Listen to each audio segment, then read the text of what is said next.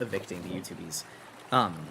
These two got started. These are both by Sky, so they're gonna work on these when they work on these. I think that if I finish my attacks, oh, actually, they also have this one. So there's actually 5 attacks started. I didn't even put that together. So all that to say, we have a bunch of different attacks that are started. If you give me like 2 seconds, I can show you our like little spread of attacks that we've gotten done. I just have to, I forgot I have to cover up names. I'm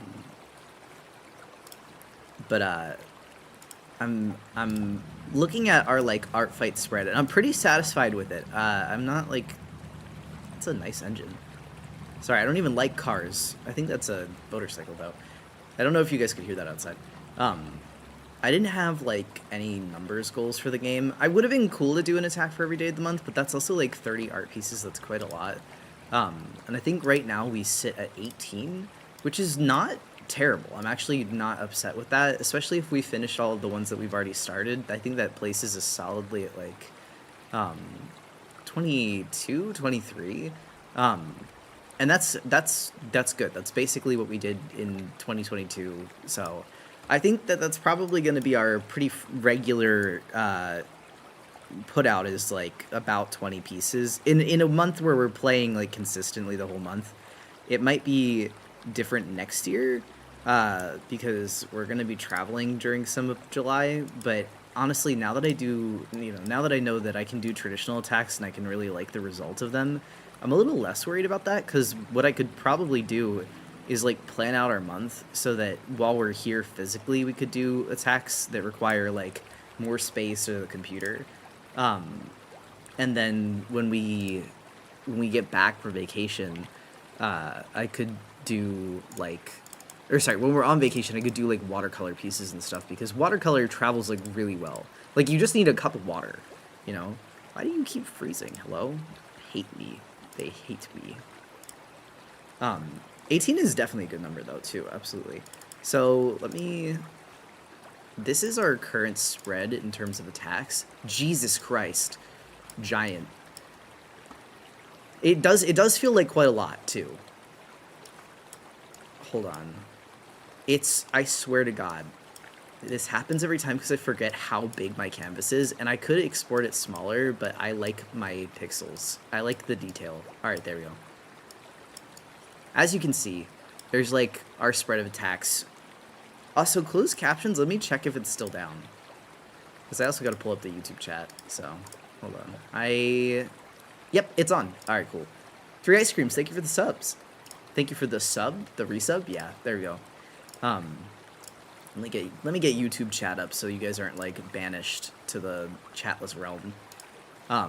Okay, so Black locked in like crazy. You know what's funny is, and the thing is, his last attack that he finished was like 10 days ago or something. He did 7 fucking attacks in the first 12 days and went, all right, I'm bored. I don't want to play anymore. And I'm like, dude, like he genuinely is like, yeah, I'm not gonna play anymore when I'm front. And so he's just doing his own thing.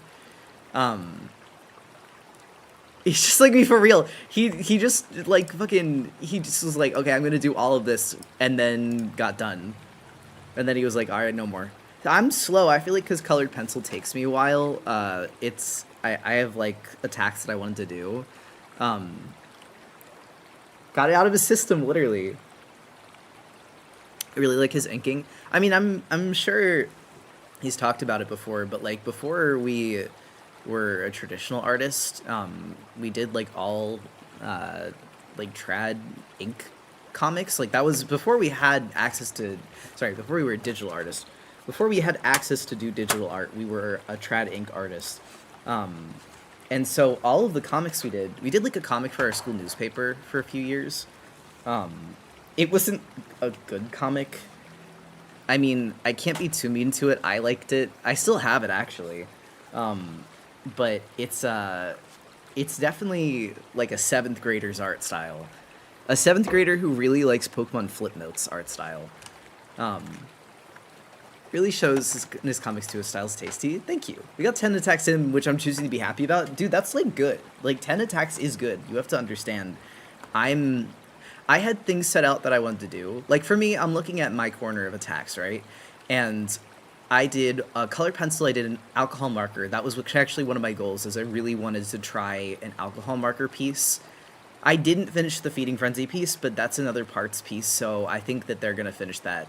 Here's the thing, I'll finish it for them if they aren't here within the next 2 days, because I want to get it uploaded. But, hold on, let me hide my spread. I have this one, which I sketched a bit ago. Then the Feeding Frenzy piece looks like this. They basically, like, as soon as stream was over, just went and laid down because, you know, we weren't feeling very well. And then they also started the Crane Machine piece. I have the colored pencil one sketch that you guys saw. And then I also have this one, which is a work in progress, though I think I'm going to add some chibis to it so that it becomes more like a banner than just like a long piece. No, crepes didn't happen. Unfortunately, their mouth hurt too much, so they didn't really eat much of anything. I've done 110 attacks, so I'm satisfied with this. Do you mean like in total, or mean just this month? Because this month would be crazy with 110. 46 is really impressive. I only got 4 attacks done. It's not too much, but I think it's good. I wanted to do more, but my energy depleted so hard, and that's more than okay. Do I get it to start anything for ARTFIGHT? Last I remember her doing the Zine Green job, finished job and banished forever. Zine Green, I can't fucking read. Zine Grind. She didn't. To be fair, she hasn't really been here much this month either, so I know she's gonna be sad about it, and I feel bad for her, but it's like, you can't control that. It's not your fault. She really wanted to play too, so I feel kind of bad. I just hope she gets to enjoy some of vacation at least.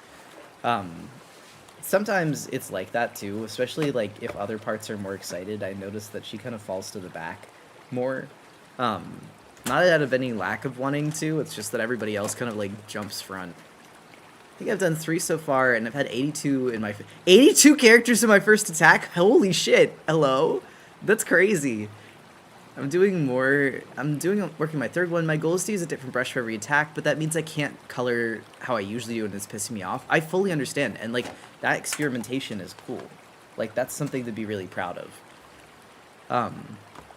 I did 12, all-time low, but it was an experimental year anyway, and that's how I'm feeling too, right? Like, even though some of my pieces are maybe a little, like, more simple than other ones, I've done a lot. I can bring the chart back up, too.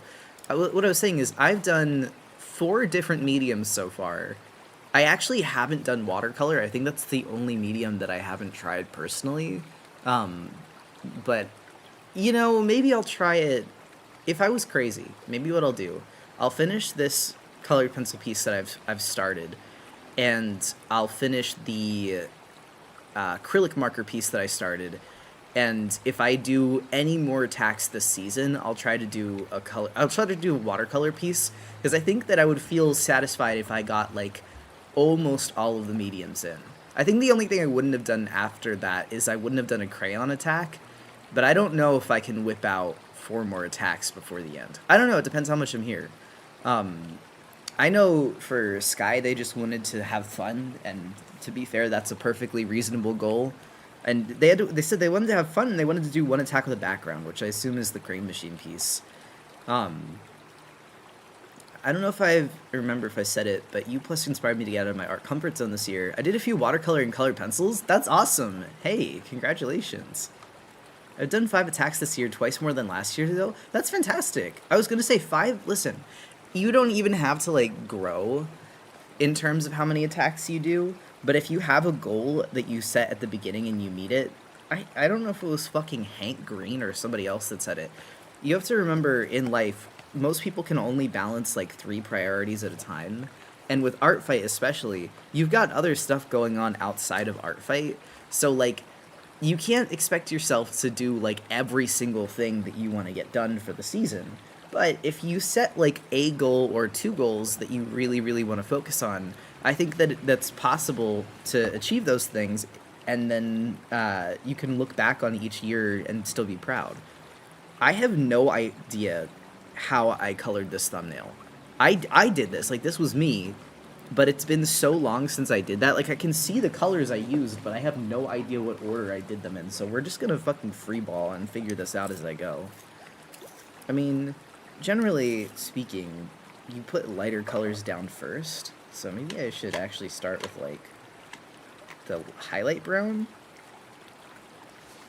I also guess, like, there is a sketch. I can always add more to it, too.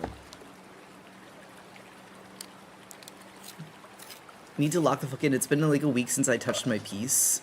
Not the egg deathfall. I think this staying as a permanent member of the sketchbook is really beautiful to me. It'll be immortalized. That's the thing about sketchbooks, is that when you draw something, you can remember it forever after.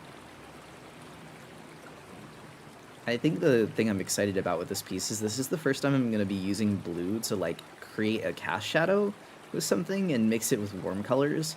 I've been kind of scared off trying that because I've been like, oh, I'm worried it'll look bad, which is why I did the little colored thumbnail, and it actually looks great.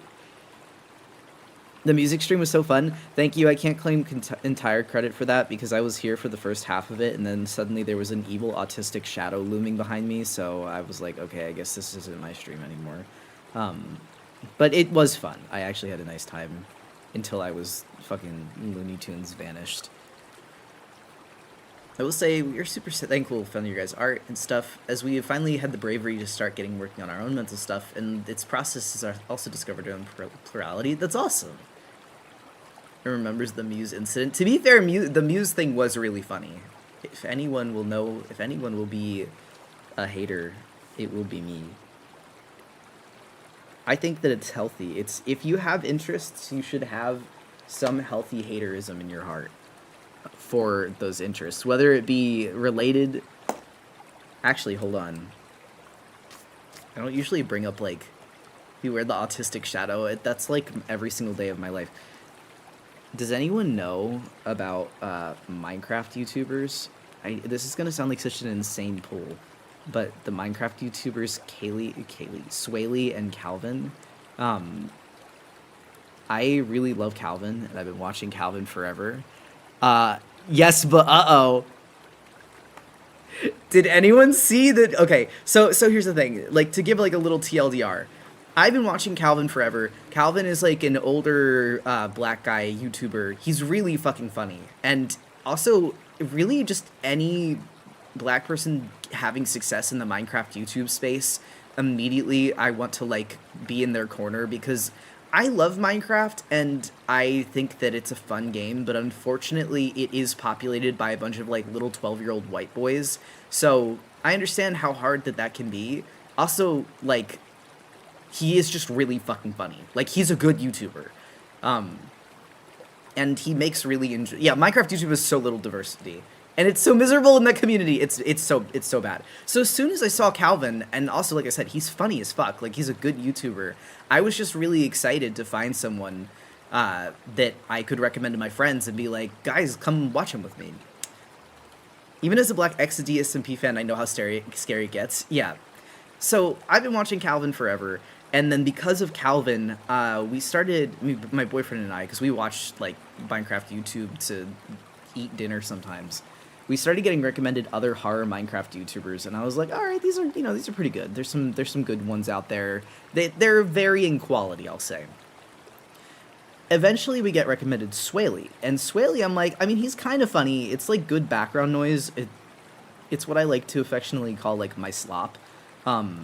But after a while, I kind of got frustrated with his videos because he wouldn't spend a lot of time exploring the mods, and it felt like he would end the videos, like, really prematurely after only kind of just, like, getting jump scared once. And so I put him down. I stopped watching him as much. There was also, like, one instance where he made a comment that was, like, it wasn't homophobic in the traditional sense, but it just kind of made my eyebrow raise and go, Oh yeah, hold on, let me get the target up so that I can, you guys, if you want to attack the character I'm drawing right now, this is Barry. Pretty sure this is a revenge attack. Is this guy who was copying him? Yes. Okay, so here's the thing, right? So I continue watching Calvin. And all of a sudden, Calvin is, like, he either makes a video or he, like, makes a comment about how there is a YouTuber that's been, like, directly ripping his shit, like, one for one, for months now.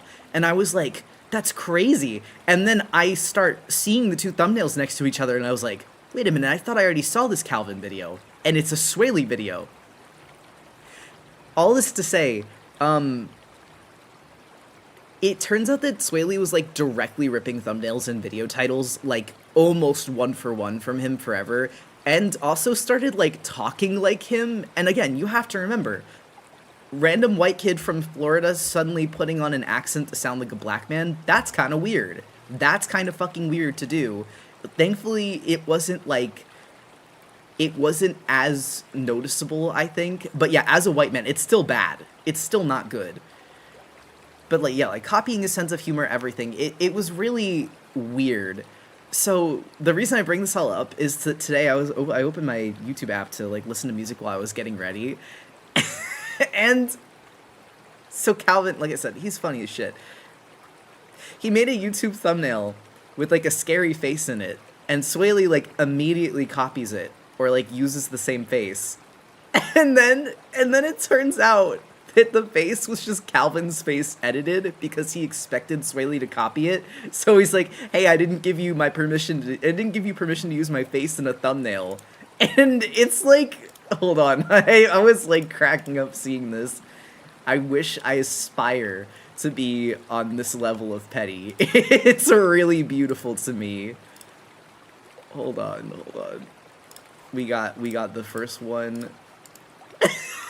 Sorry, the googly eye image is really what kills me when I go to the second one.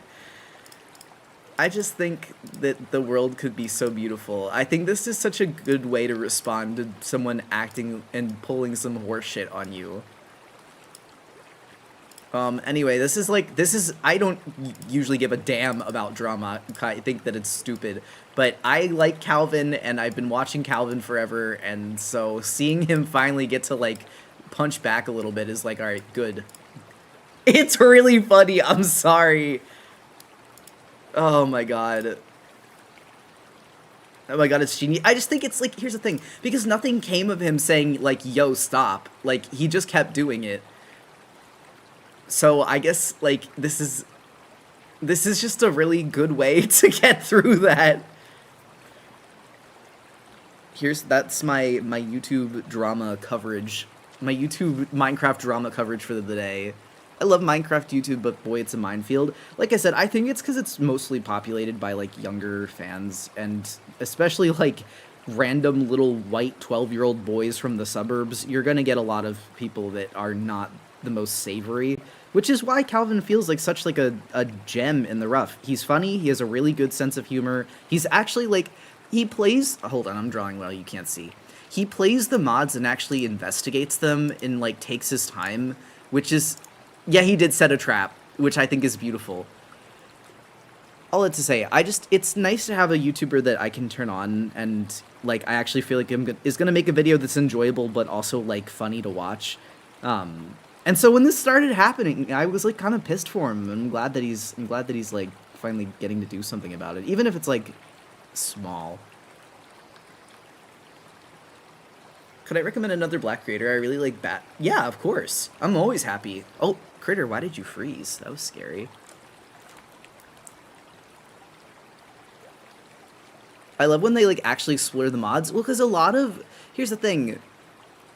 I think that a lot of horror mods, you know, some of them are just going to be like jump scares, loud noise, but there are a few that have like really interesting stories that I wish that people would kind of poke around in more, because I think that's like the point of like uploading a mod. You can play Minecraft regularly with just put like a scary monster in it, sure, but a lot of the mods that I've seen, they actually like put thought into their story. I'm gonna go check out Calvin later. He sounds cool. He is really fucking funny. There's a moment where he, in a recent video, he gets like attacked by a bear, and he goes, "Not the bear, whore, whore, whore, whore," and then starts running away. And I'm like, and then every time he runs back into the bear, he just makes the fucking Freddy noise again. Not to make this overtly serious either, but it definitely says a lot that he copied not only Calvin's thumbnails, but also his sense of humor and use of AAVE. It's freaky! It's fucking freaky. Here's the thing, again, like, copying thumbnails is just kind of lazy and scummy, but, like, going to the point of copying someone's, like, vocal patterns is weird? I don't take out drama, but once in a blue moon, when I stumble into it, it's someone getting got in a funny way. And that's the thing, I don't prey on people's downfall. I'm not the type of person that just because someone succeeds, I'm like, yes, die. It's more so like, when I I really like when people try and like you can tell they're passionate about what they make. And I think that with this, it was like I was watching someone that I cared about and who I could tell was clearly passionate about what they were doing get kind of like ripped from by someone that just doesn't really seem that invested, and it's sad. Like, I mean, really, I would just like him to stop and do his own fucking thing, but you know, only so much you can encourage someone. I accidentally copy someone's speech patterns if I listen to someone a lot, but this sounds really weird. Here's the thing, too. That's normal. Like, that's genuinely just normal human behavior. I think there's a huge thing... There's a huge difference between, like, you spend a lot of time listening to someone and you, like, talk to someone a lot, or you listen to someone a lot and you begin picking up on their mannerisms, versus, like, you fully speak and act like this person, especially to other capacities. White person steals from a black creator, tales all this time? Exactly.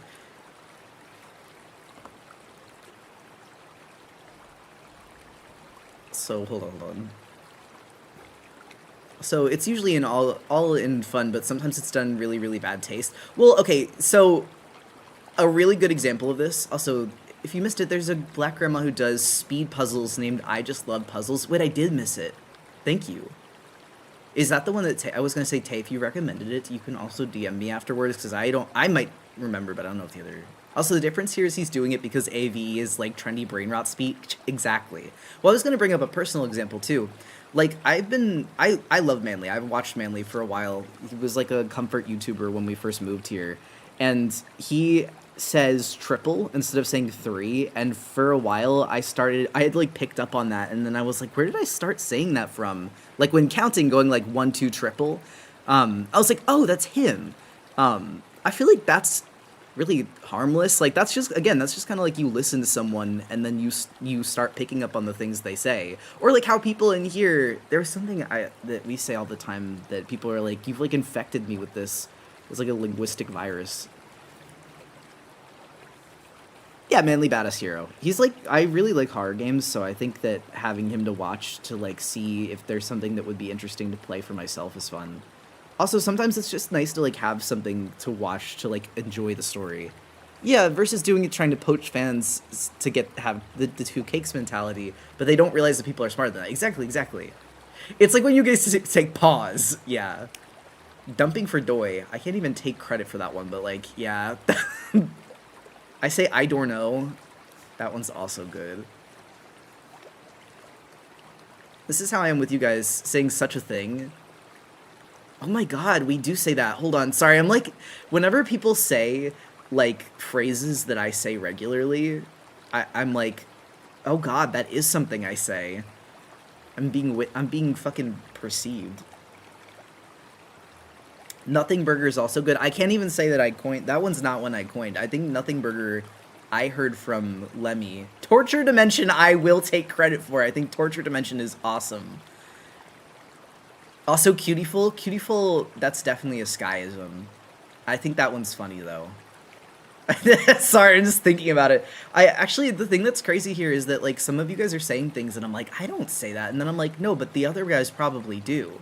Like, Cutieful, Dumping for Doi, and I don't know are all Skyisms.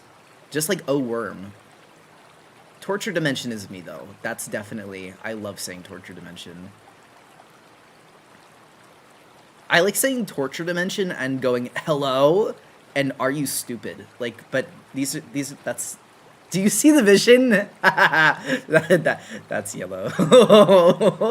That's yellow. Blinks at you, I think a few of us say, because that one, it's like that gif of the seal where it like blinks and it like plays the wet like blinking noise. God, it wouldn't look go critter weed for a while. I don't know, it's so beautiful, I've stolen this as well. If it sounds like it's from 2016, then it's Sky. They're bald. You're balding them. Hold on, I have to, like, I'm so scared to, like, put any markings on this because I'm like, what if I mess up? But I have to, because otherwise the piece isn't going to get made. That's how art works, stupid. 3 hairs on my head like a baby. That's also Sky. God, they have like the thing is they have some really funny one-liners. I'll give them credit for that.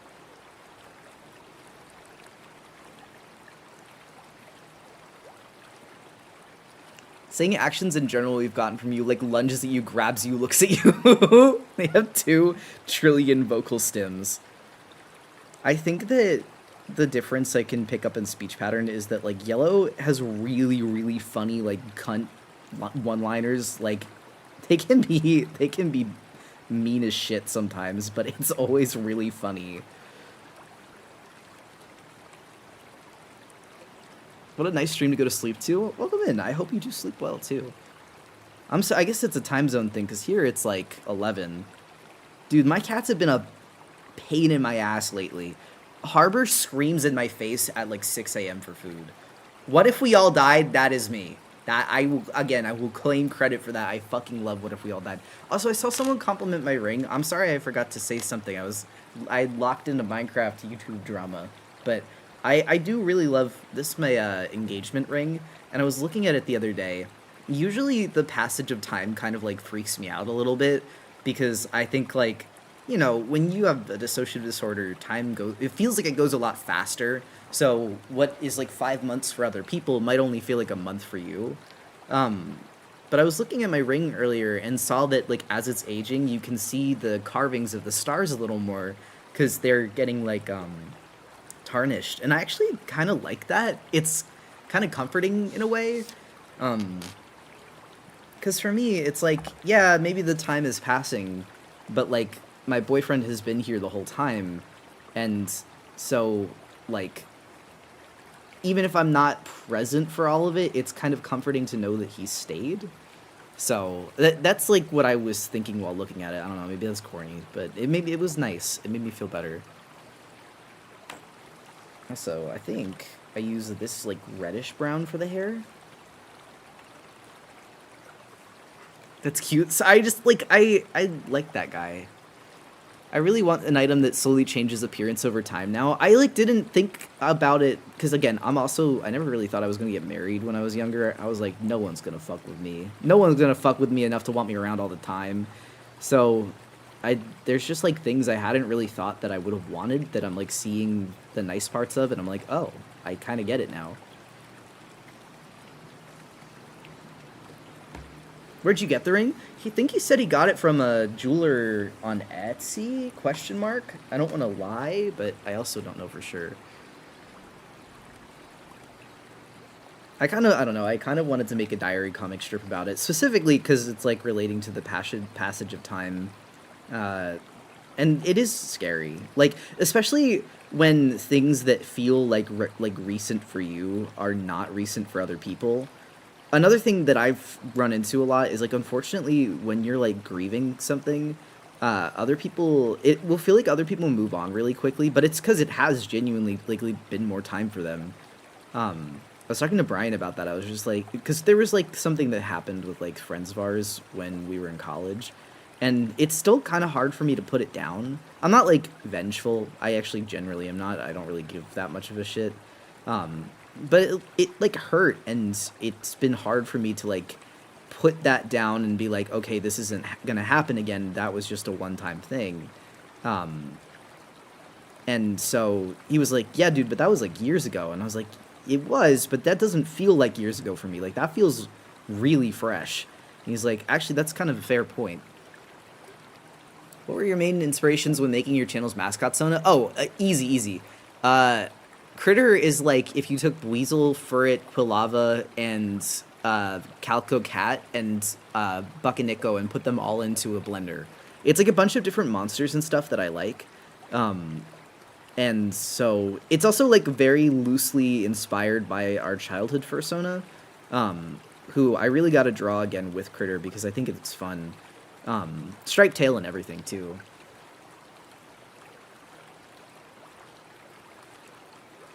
I think that would be a good idea. I entirely understand how scary the passage of time is. I have massive gaps in my memory, and it feels like no time passed in several years. It must be scarier when you're parts of a system you can go dormant. Well, and the thing is, too, thankfully, I never have.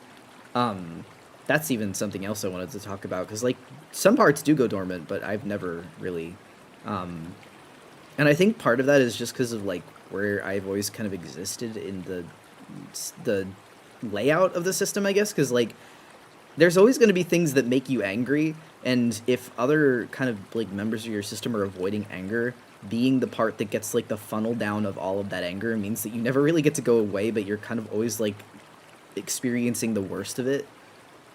Also, but when going on dates, do you guys draw lots or is it luck based? Oh no, no. It's completely luck based. We don't. Okay. So actually that's like a really cute question. I never even thought about that. So Forrest and I have a date day on Friday, right? Fronting is not something you can like really control. It just kind of fucking happens. With like little asterisk that there's like some things that can be done, but that's not really something you deliberately try to do. But Friday is our date day, and what we do is we have that day set aside so we can get to Friday, and then whoever's there can basically be like, hey, do you want to go and do this for our date today? Sometimes what we'll do is we'll make plans for things that all of us would enjoy.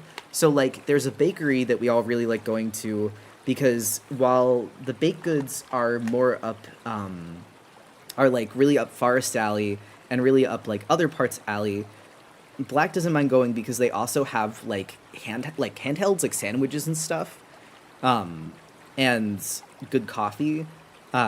And he likes going because a lot of old guys like park their vintage cars out there, so he'll like draw people's cars while they're parked there. Making me feel so single. Hey, don't feel too bad. I spent like most of my life single, and single and only with one friend or completely friendless. Learning to spend time in your own company is a really good first step, and also it won't be forever if that's something that you want. It just takes finding the right person that you kind of fuck with. I promise it's not forever. You gotta put yourself out there. I'm jumping on my box. Oh wait, I'm listening. Hi.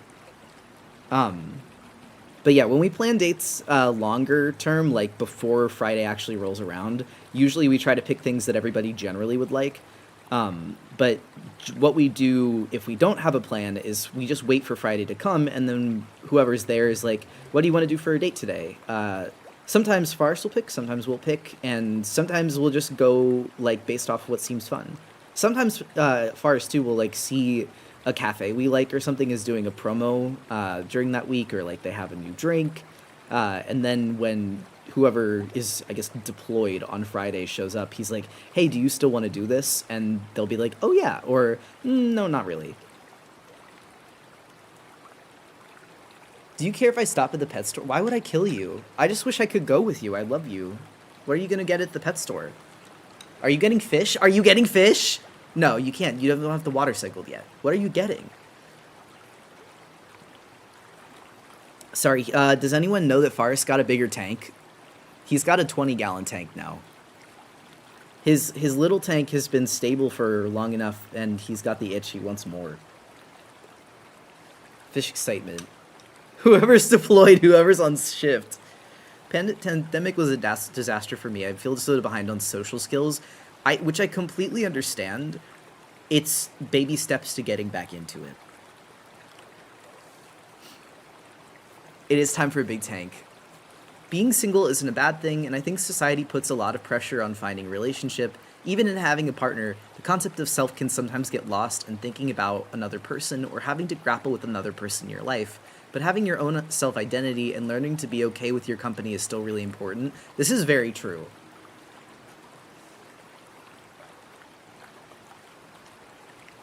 This is the first time I've seen someone streaming a traditional attack. Hey, I don't know if you're someone that enjoys stream VODs, but I've been doing traditional attacks all month, so if that's something that you enjoy, you have some content to go back and watch if you so desire.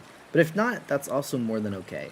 I've been trying to do traditional this month, or this year, because I really want to, I don't know, I want to push the limits of what I can do traditionally. I've done a few traditional pieces for myself over the years, and a lot this year especially. But I haven't done like a lot of pieces with backgrounds, which is what I'm trying to get into doing with some of these pieces during ARTFIGHT. Having a partner is like, sounds scary as fuck, but also sounds awesome because I don't like being alone. Well, and I guess the piece of advice that I give to everybody is that Forrest and I were friends before we were partners. Like, really, your partner should just be someone that you can enjoy the company of, even in a non-romantic sense. And there can be attraction there too, but like, you should also take the time to get to know that person as a friend.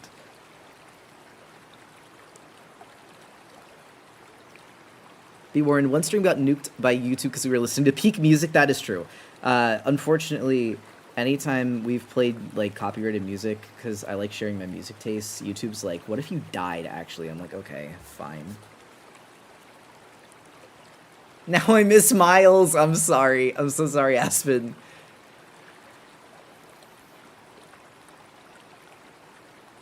Are you naturally a good speaker, or was that something you worked on?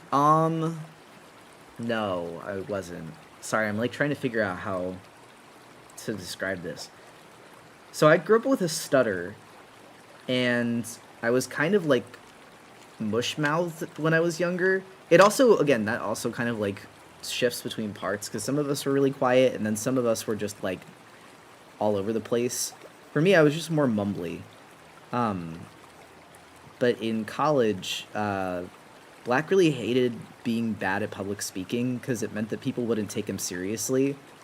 There's also like a sadder reason too. Like growing up, our parents like wouldn't listen to us if we didn't speak like an adult. So my dad would constantly like interject and correct me on word usage, and if I didn't like structure sentences properly, he'd make me start over again, even if I was like crying or something. But all that to wrap around and say, Black took public speaking class in college because he really hated like not being taken seriously, and I think part of it also came from food service that gave us some practice. So it definitely wasn't all just like natural. It was a lot of years of like deliberate practice, but it's worth it.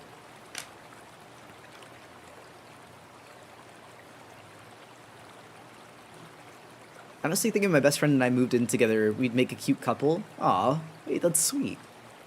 I think romantic relationships sound like work. That is a valid way for you to realize it might not be for you. Friendships and platonic bonds can be just as fulfilling, if not more. There's a huge conflation between romance and happiness. Also, I don't know, maybe I'm crazy, but I feel like romance is not much more work than a friendship. But also, like, I do fuck heavily with my friends. I'm not, like, passingly friends with people. If I like someone, I will be committed to them and show up for them, or at least that's the goal. And if I can't do that, then it's kind of hard for me to be like, oh yeah, we're buddies, because I feel like I'm not fulfilling my duties. So I do the same. I would argue that the only thing that I do differently with Forrest, other than other people, is that we spend more time together. I know more about him, and he's got, like, DLC unlocked that other people don't. Sea Soda, thank you for the resub. I changed my username. It was Tover Draws. Oh, I like your new username, though.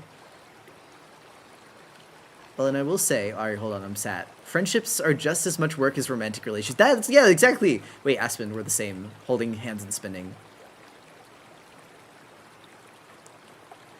Hi, my name is meant to say shark, says Lab Shank. Also, I don't know, the work isn't tiring for me because the goal is the betterment of someone who I adore. Yeah, exactly.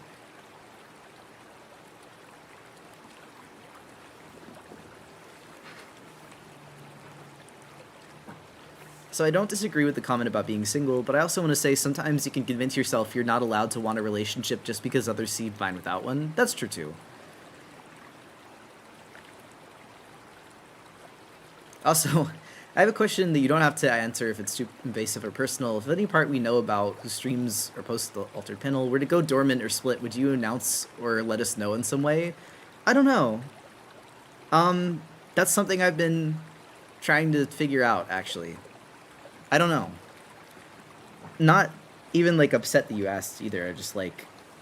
It's difficult because, especially when it comes to, like, mental health stuff, it's, like, hard to... Like, you never want to announce something before you're sure, and especially with a dissociative disorder, this is something that the treatment of can take multiple years. And so sometimes changes... It is personal. That's the thing. I don't think I'd announce it. Like, I'm not going to come on the stream and be like, this part is now dead. But there's definitely been, like, instances of, like, system dynamic shifts that it's like, well, this is different from when we first talked about it. So, I don't know. We'll play it by ear. I don't know how to fucking draw a beetle. and I kind of feel like a fake bug fan for it. I think I need a reference of a beetle. We're erasing you. Hold on. Imagine you can see like the spirited outline of the Hercules beetle here.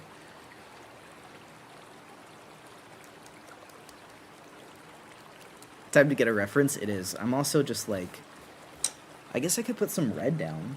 I'm not going to use the purplish red that I had down before because I think that looked really bad in this.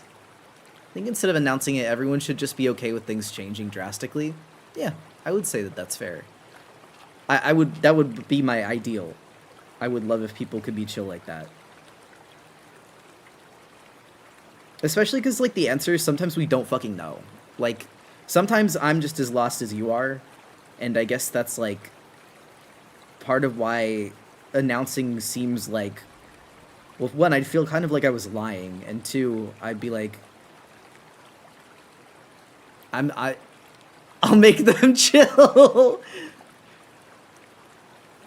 Also, how did you learn to manage the energy to manage multiple relationships? As a system, I feel like we just have such a low mental bandwidth all year round. We could never be as present for our friends as we'd like to be. I only have, like, 5 friends. I need to be so clear. The amount of friends that I have at this point in life is more than I've ever had. I really do not have that many people in my life because of that. And sometimes even... So, like, Brian, like, you know, he's, like, one of my best friends. And I spent almost every day with him in college. I would say we text each other like once a week now, and we'll talk back and forth for like an hour, and then sometimes we play Minecraft like maybe once a month. So it's kind of like just making sure you take time out for people, even if you don't have a lot of energy. Even if it's not a whole lot of time, some time is better than nothing. Like, I think some people get in this idea... I think some people get in this idea that if you're not spending, like, every single day with someone, you can't really be friends, but that's just not really how adults work, I found, because adults don't really... Unless you work with someone, like they're your coworker, you're going to spend most of your day, like, working, doing errands or, like, household chores, which you could invite someone along to, but you have to remember they probably have their own to do, too. And then maybe time with your live-in partner, like if you have a roommate or a spouse. And yeah, having a small social circle is important. I don't know. I said this last night to friends. I would rather have like 5 people who really, really know me and fuck with me than a bunch of people that just kind of think my vibe is cool, because I've experienced both, and I think that like there's nice parts of both, but the vibe one, it's like people don't really notice if you're off. And they kind of build this expectation of you, whereas I found that friends at least get to know you, ugly parts and all. This is literally the ending of My Little Pony. Wait, help! Also, the time I take away from my friends is time I spend learning to appreciate what we do spend together more. Yeah, exactly. Actually, that's really true too. Is it hard to make friends as a kind of biggish streamer? Yes and no. It means that you encounter a lot of people faster. It means you also don't get to make mistakes as much. Because you have to think about it this way. If I have a falling out with a friend, it can mean, like, I'm unemployed. Because that person could be like, I'm going to blow up your entire personal life and kill you. Except my personal and my, like, business life are intertwined. So... that's like, it's a risk that is always being assessed. There is a professional component to it, but I hate that. So I think the way that I circumvent that is like, when I make friends, usually I don't tell people that I stream until we've been friends for a while. Because I try not to make friends from streaming. Sometimes it happens. Like, sometimes I meet other artists and we hang out, and that is just like a natural progression. And Aspen was kind of like a wild card where I was just like, hey, I like you. Well, really, he came up to me, was really friendly, and I was like, you seem kind of cool. And then we started talking, and it was true. We just clicked. But it can be hard. It's just hard for weird reasons. Low-key people also get intimidated. I was scared as fuck when you became friends with me. Well, here's the thing, too.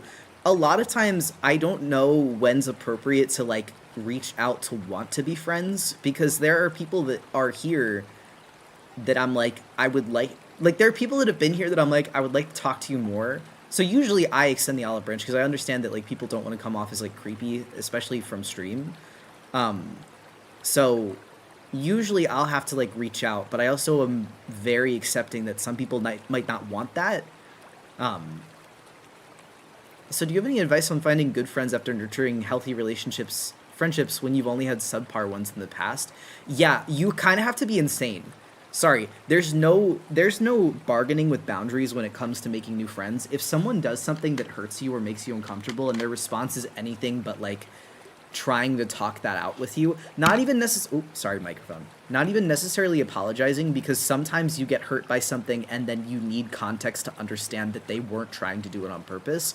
But I mean, like, you tell someone they hurt you and their response is to get upset with you, you need to leave. That is not a relationship where they equally respect you or care about you as a person. Also, thank you for the pet say, and I don't know why it's not working, but I can do it for you. Um, you also, it's a balancing act, so you need to. Lots of scared people in chat. The life you want is one decision away. Robbie Wilson, that's a really beautiful message, actually. It's okay to be scared too. Don't let being scared keep you away from the things you want, but it's all right. The fear, I'm going to tell you, the fear doesn't go away. Like, the scare doesn't go. I think actually I also said this last night talking to Aspen. The fear doesn't go away, but it does get company. So you can be scared, but you also learn ways to make that scared feel less overpowering. And I think that's like one of the best parts of growing up for me, at least. The pet did go through the first time. All right, well, you got a second one. It's okay. But yeah, you have to have boundaries.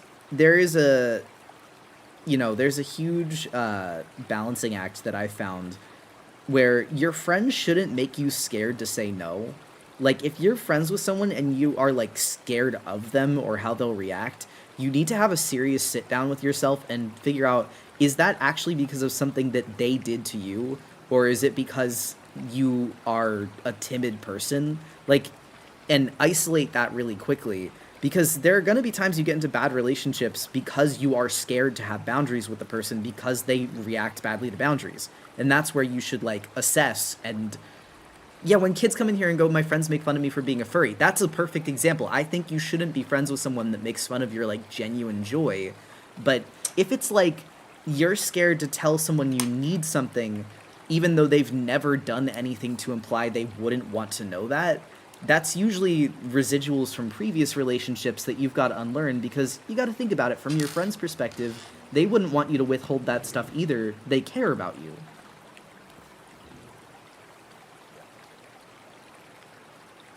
I didn't know where to ask. Do you have a button? I've been working on a NeoCities and I want to include you as an inspo.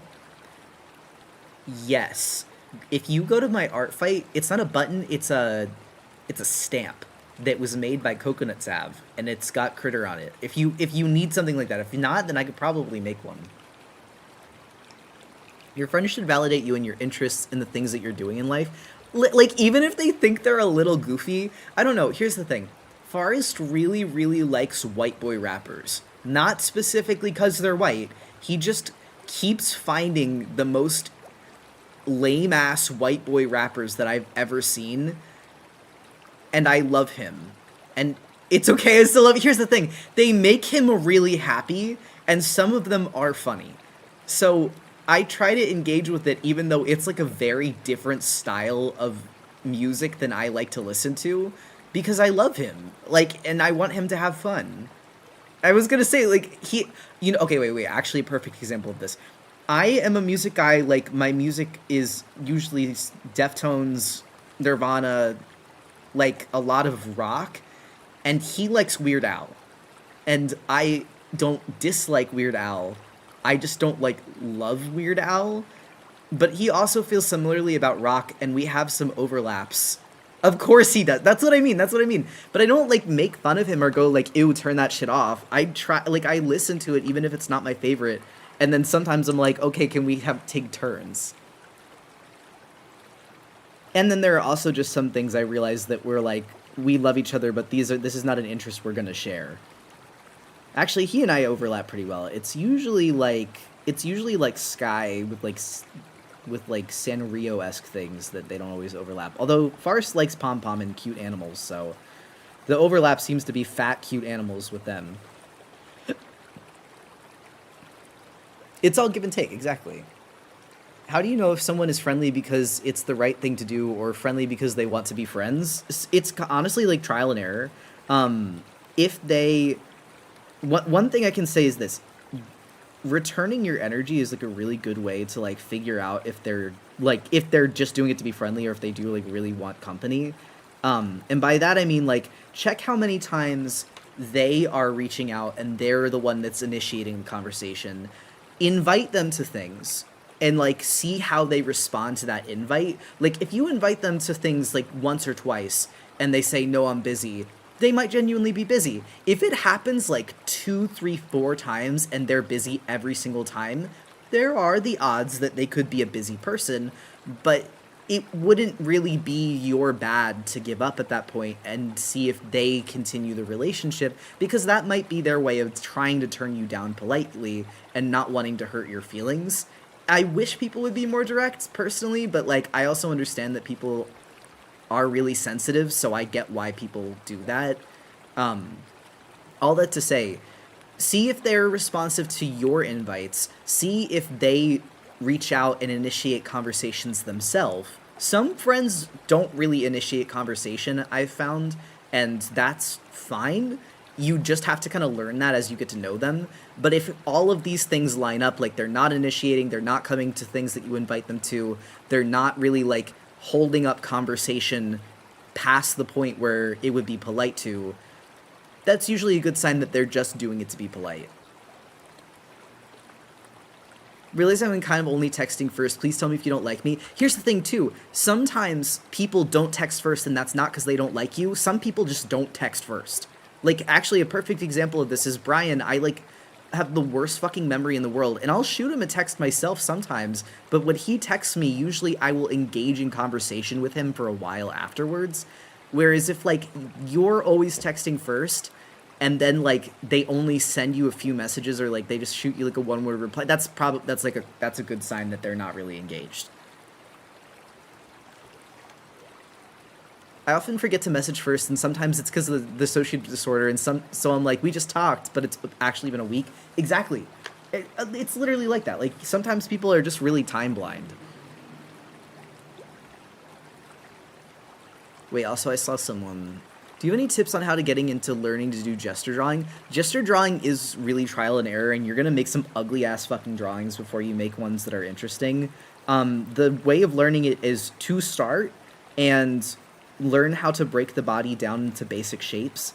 Really learning about the like masses of the body is a good place to start. We did a little demo video on it, but I think we want to go more in depth in the future. And, like I said, importantly, be patient with yourself and know it's going to look like dog shit before it looks good. But the dog shit is important. Also, Circule, thank you for the resub. A week is a long gap. It depends on who you're asking. For me, a week is not a long gap, because a week I might have only existed like 2 days. I guess that's also part of it, if you have to keep in mind, guys. A week for me, like a week for you, may feel like 1 day for me, because like I talked to you my yesterday, and so that could have been, or even for example, like White has been here like 3 fucking days this entire month. Now she, like, when you're gone that much, you can realize you've been out of it for a bit, but not really realize how long. System loves your content. We don't watch streams a lot, but doing our civilian responsibility, thank you. That's really sweet. Well, and here's the thing, too. Even, like, Forrest is like this, because Forrest is not a system, but he just has time blindness because of ADHD. And he'll be like, oh, yeah, like, we just did that, and then he'll look at it and be like, oh, my God, that was 2 months ago. And I was like, yeah, I did not realize that either. Your ultra share the same memories, or is it all fragmented? Okay, the way that I've described this before... Imagine Actually, I'm gonna draw something because I've been meaning to do this as a strip, and I think that it'll help the visual. Miles and I are terrible at this. That's the thing too. It's not just a system thing, but it's definitely something that I know systems especially struggle with. But I think that's why Farce and I get along so well, is because like, one, we've been helping each other with memory things. Okay. Think about memory like a pocketbook or like a bag, right? There's the general collective bottom of the bag that, you know, people can pull from, but in it there's like individual pockets that memories might fall into. So let's say that this one is my pocket and this is like a day that I've experienced. One of the other guys might not remember what's in my pocket until I share what's happened on that day, whether it be through a journal entry, whether it be through literally just like interacting with them, or making it so that like it's something that we've processed in therapy or something with other parts, so that like everybody can have access to that, and then it goes into the general pocket. Sometimes you don't even realize something is in your pocket until you start talking about it and the others have no idea what you're talking about. And you're just like, oh, I guess only I know that. Because it's not like a deliberate thing. It's not like you're hoarding the memories. It's just sometimes everyone kind of believes their perspective is the only perspective that exists, or at least that's the one they give priority to. So it's kind of hard for you to realize what perspective other parts lack if you're not checking in with them. And when it comes to something like a dissociative disorder, where it can go undiagnosed or deliberately avoided for so long, you can like not know, or like purposefully like shove it back that you forget things. Also, if you switch during therapy session, do you let your therapist know? Here's the thing, I've never had to tell our therapist. They kind of just always can tell. Like, I don't want to be like, after a while of going to the same therapist, they'll pick up on it. But you should tell, to your question, Snake, you should tell them so they can get to know. But like, as soon as I actually don't think I ever told my therapist that we switched. They just kind of picked up on it. Now that I'm thinking about it, I think there was like 1 or 2 times where another part started a session, and then they said something, and I like kind of interjected, and they were like, "Oh hey, my name," and I was like, "Hi." With stuff like movies and games, do you have to play through it multiple times? Sometimes. Sometimes I'm not interested. Like, if you think about it this way, one of my favorite movies is the My Bloody Valentine 3D remake from 2000-something with Jensen Ackles, because it's my slop. And I don't think that Yellow knows anything about that movie, but I don't think she wants to either. I don't think that they want to watch it. The covert disorder, when the therapist who handles covert... Well, and the thing is, they're a specialist. Like, they fucking know. Like, that's their job. So if they didn't know, I wouldn't be upset, but also, like, it's kind of their job. So it's good that they know. It's impressive. I would say it's impressive that they know, but also they're trained in it. It's more impressive to me when I'm talking and my boyfriend immediately knows.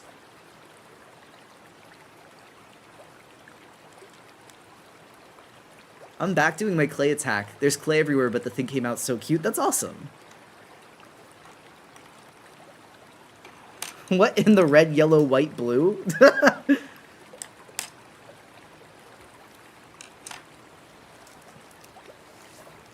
To be honest, your streams are similar. We can usually tell who's up before checking the emoji description just based on tone, the art being made. That's actually, like, nice, too. Here's some Miles' voice changes mid-sentence. I'm like, ear perks. You're like a dog, like the dog ear raise. When someone's walking in up to the front door and you like perk up your head.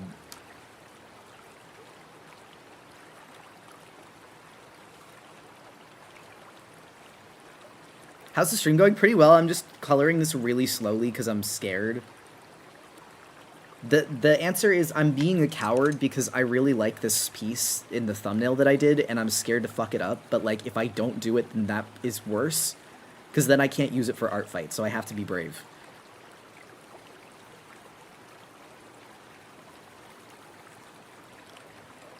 Also, hello, American Angel.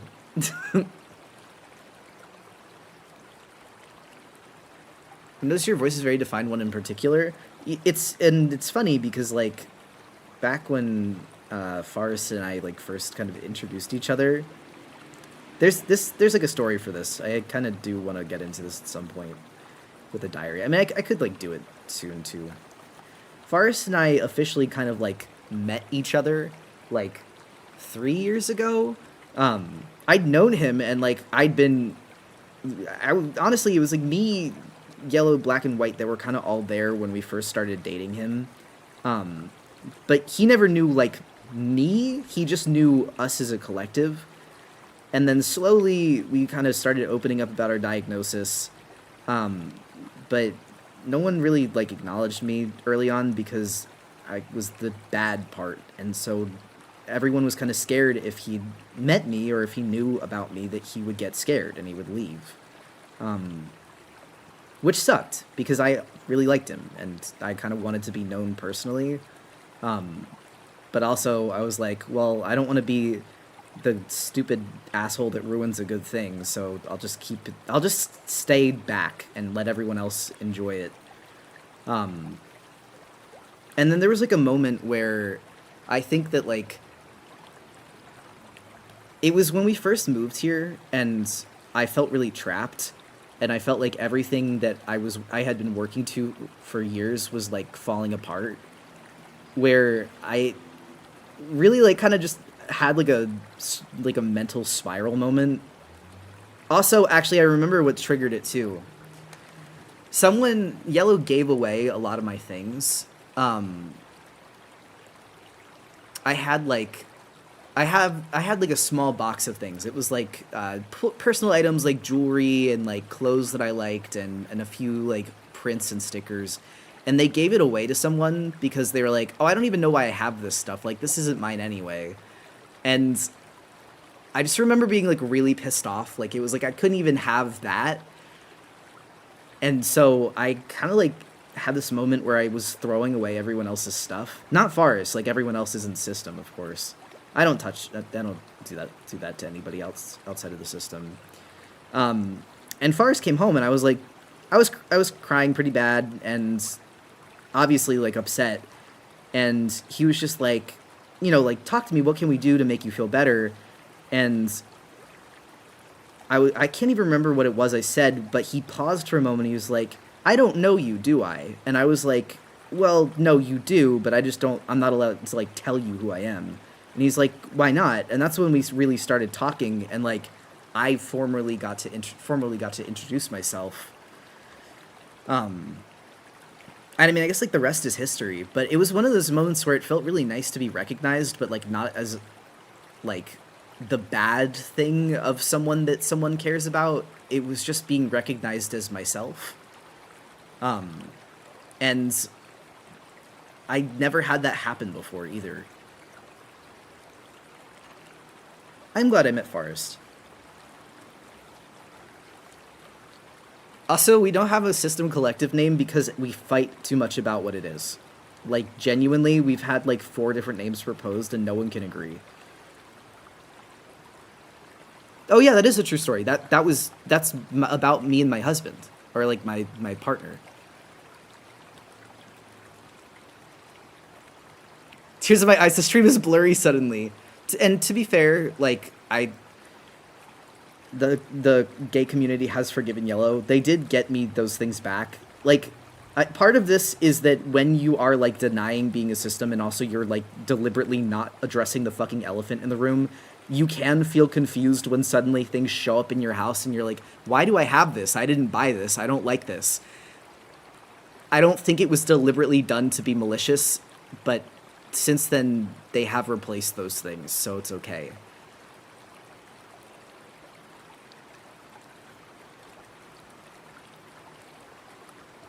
Did you know what was happening more than Yellow? I think I knew that they were doing that, but I don't think that they...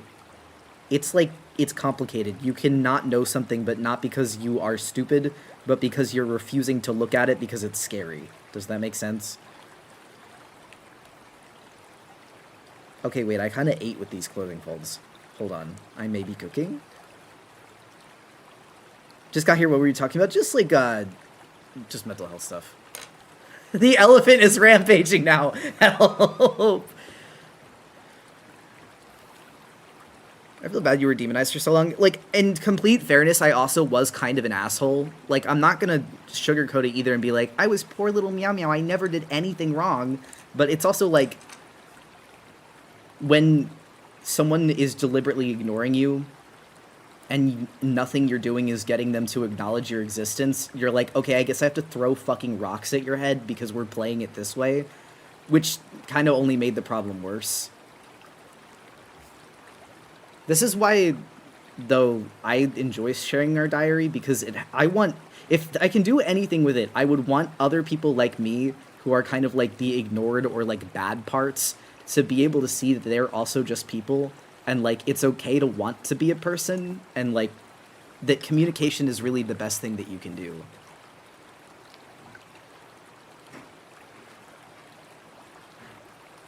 I hear Forest.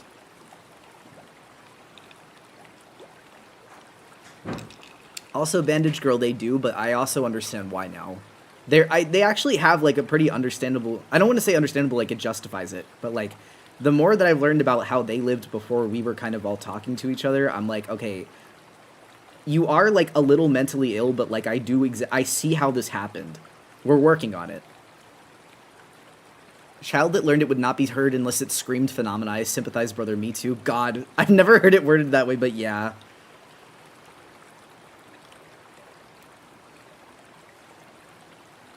I love saying the elephant is rampaging because the longer you don't address it, the more furniture it's gonna trample. Gonna die in this house.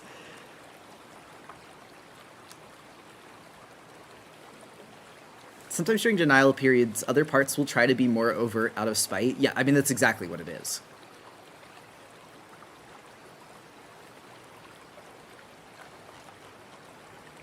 So glad I could catch stream, but I gotta head out. Have a good stream, and can't wait to see the piece finished. Why did Critter stop freezing? It's scary. But also, thank you. Hold on. I gotta, like, move the phone so that it follows me while I look over at chat. Also, do you have advice for helping parts with denial? Dog, I cannot... I wish I fucking could. I don't know how many times I can take the mid-assignment before I start going insane.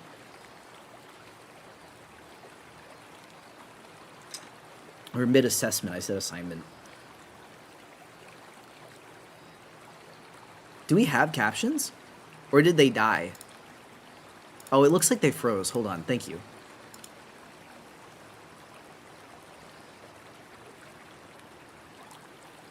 This character reminds me of the cat girl from Dungeon Man. Yeah, I think Barry is a guy. I think this is the character's a man, but I could see the proportions in the hair. Is there a different line between depression, dissociation, and actual dissociative disorder? I'm not going to be, like, read an entire medical text because I'm not an asshole, but there is a book on something called the theory of structural dissociation that basically talks about how almost every trauma disorder ends up being dissociative in some way. So it's possible you might not just have depression, you could have something like PTSD, PTSD, BPD, or OCD, which will have depressive elements, but doesn't necessarily mean you have a dissociative identity disorder. It just means you experience dissociation. Speaking of, did you get PP as Prozac? No, I'm sorry. No, that's okay. It helps remember to take my meds too. Wait, I didn't take my meds either. Come take meds with Papa. Hold on. My sharpener.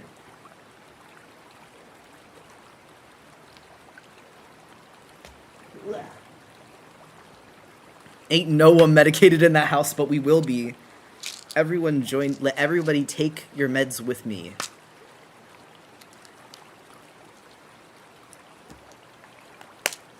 It's pill time. I didn't know OCD was a trauma response. It can be either. OCD is complicated because it can be as a result of trauma, but it can also just happen. Usually the compulsions are like because of something that your brain is trying to control. But that's why it's also common for children to develop OCD, because they're just becoming, like, aware. Like, think about it this way. You suddenly gain sentience, and then, like, you realize that people can die and, like, bad things can happen. I don't think that that means that childhood is necessarily traumatizing. It just means that the more you realize you don't have in your control, the more you grab for control, and that can cause compulsions.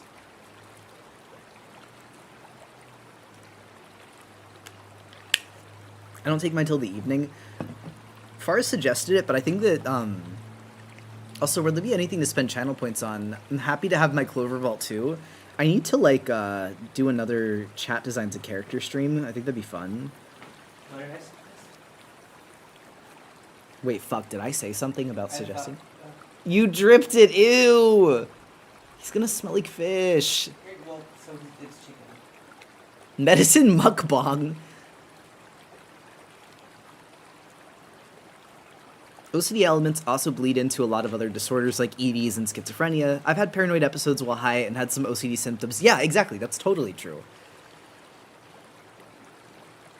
Okay, so just splay out OCD lore on the floor in front of me. I think it's a really misunderstood disorder.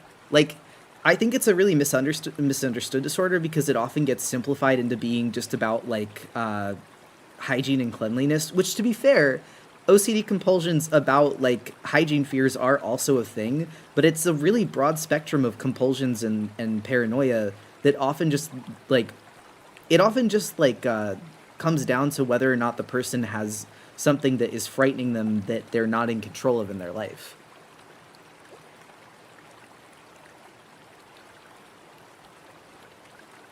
Spending clovers on the caffeinate button to conjure an enormous coffee. I do actually have a coffee with me today.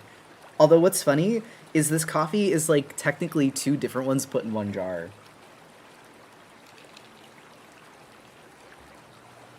Pure O OCD is also really misunderstood, and also someone in the YouTube said, I hate how OCD is portrayed in media. I wish we could get better OCD rep. It might be something that would be worth working on. I haven't, like... We've been working on Leica, so we haven't been, like, brainstorming many new ideas comic-wise, but it could be interesting to talk about... Wait, that's the wrong book. Also, no shrimping, thank you. I also think that NPD is extremely demonized. I mean, you'll never... Listen. As guy with fucking demonized disorder, you will never catch me in a million years demonizing or going, oh, all mental health matters except the one that I find scary. I will be blue in the face defending my friends with NPD and BPD. You guys have it tough. Cluster B siblings, let's hold hands.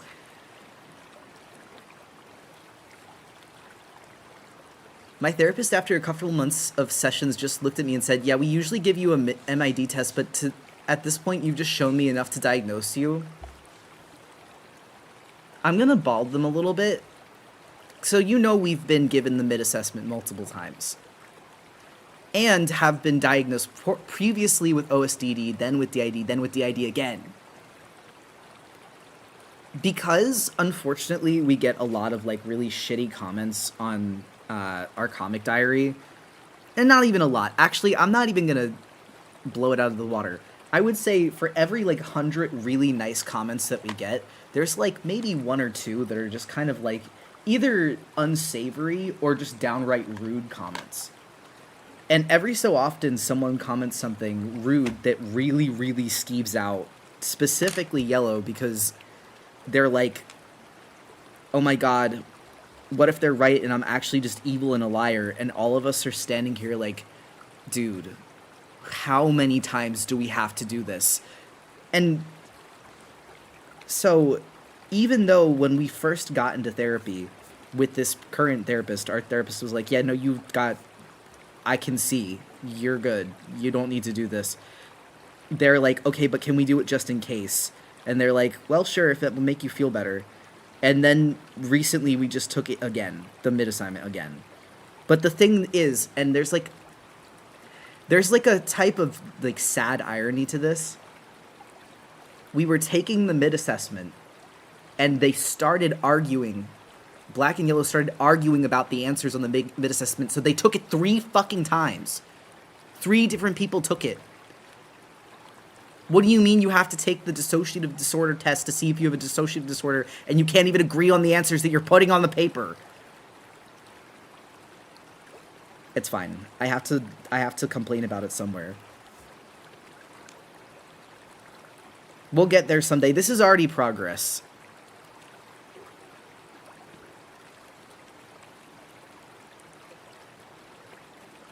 Also, yeah, it is just MID.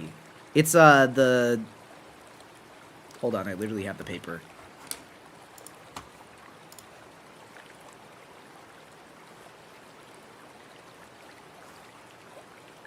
I think I have the paper. The mid-assessment is the mid-assessment something you could do online, or do you have to be given it by a therapist? You have to be given it. I mean, okay, so here's the thing. I think that you can find it online. Multidimensional inventory of dissociation. Thank you. I think that is correct. But I keep saying assignment too. I'm sorry. I don't know why I keep thinking assignment. I guess it felt like an assignment because I've done it so many times. I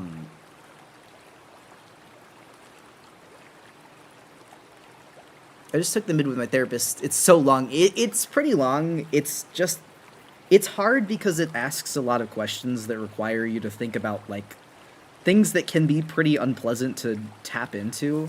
But you have to. Like, it's part of it. Yeah, it is 200 questions. I'm telling you, we took that shit 3 fucking times last week, and I'm just like, no more. I've already done this so many times. I don't want to do it again. But no, you do have to be given it by a therapist because they're going to perform the actual assessment on you. Some therapists have required us to take it in person. Some therapists, like our current one, are like, you can take it home with you because I understand that sometimes you're going to want to take your time and go slowly. Which I'm really grateful for because, like I said, they started fucking arguing while answering the questions this time, so there's no way we could have taken it if someone was, like, reading this out loud.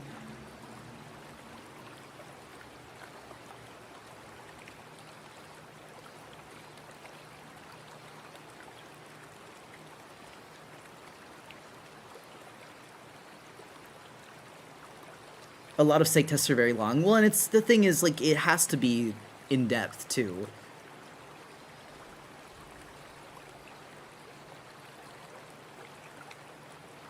Also, is your sense of touch being delayed a form of dissociation? It can be, like, feeling really disconnected from your body. There are ways to help with that, though, and there's, like, a lot of grounding exercises you can do to improve your kind of body's, not connectiveness, but, like, how attached you are to your physical sensations and body, that I would recommend checking out. If you want to find them, you would just look up, like, grounding exercises.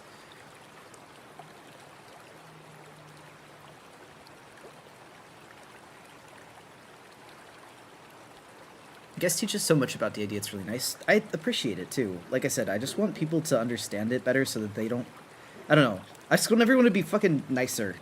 And I know that's easier said than done, but I don't mind sharing if it helps with that.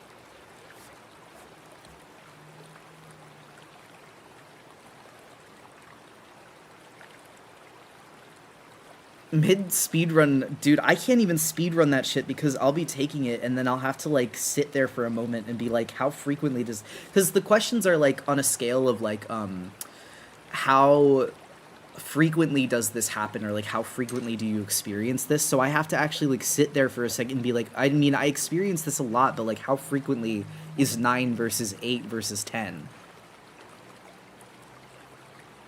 Also, yeah, I was an adult.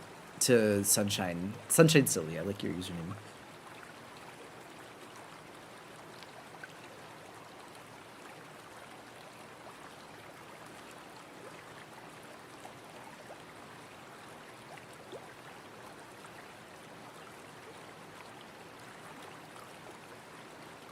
You cannot speedrun the mid. Digging your brain is difficult enough already. I think that White took it and she said afterwards, she was like, I've taken this like 3 times now and it never gets easier and it makes me feel nauseous every single time. And I'm like, girl, I'm sorry, we must do something about this. This cannot continue.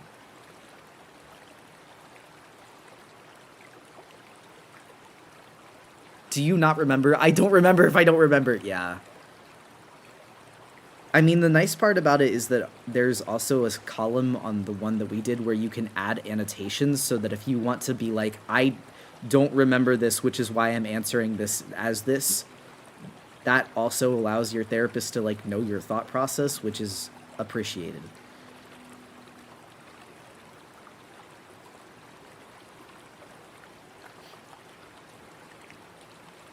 Oh, parts therapy is cool. Parts therapy, very cool, very good. I think a lot of people would benefit from parts therapy. And I think that it's not like systemhood exactly, but it's ways of approaching your feelings if you're struggling with like denial or dissociation. So I think it's cool. Stopping to say hi. Unfortunately, I can't watch stream. No worries. And hello.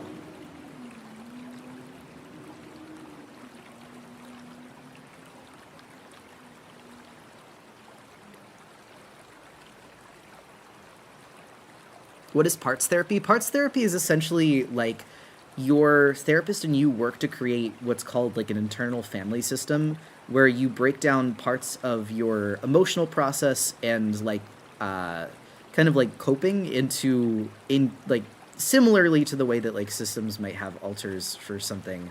You break them down into parts of you. The difference is that one is like a disorder and happens kind of unwillingly, and the other one is a therapeutic tool that is not disruptive in your daily life. So it sounds like something would be helpful. It would be worth looking up. Oh yeah, are there times you feel like you're not sure who's fronting at any time? It feels on the machine. You don't have the energy to parse who's who. Yeah, that's just dissociating. That totally happens. Not only does it happen to us, most people that I know that have a dissociative disorder are like, yeah, so I don't fucking know who or where I am or what's going on today. And then you give them a few hours, and then you guys are talking, and they're like, okay, wait, and I'm just like, all right, I thought that was you, but I didn't want to assume. Why do you sound like Peter Parker? I'm trying to decide if I feel like that's a compliment or not. I'm going to take it as a compliment. I was actually going to ask about that. I was going to say, I think I missed a question from you too, Aspen. I guess Spider-Man's probably, like, the one superhero I don't mind that much. I'll give it a pass. I forgot the dissociating part of the dissociative disorder. It's okay, it happens to the best of us.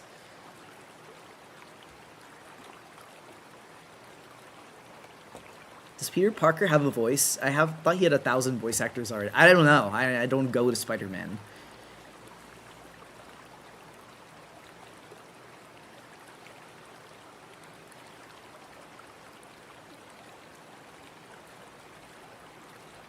Are you a superhero hater? I'm just an impressed.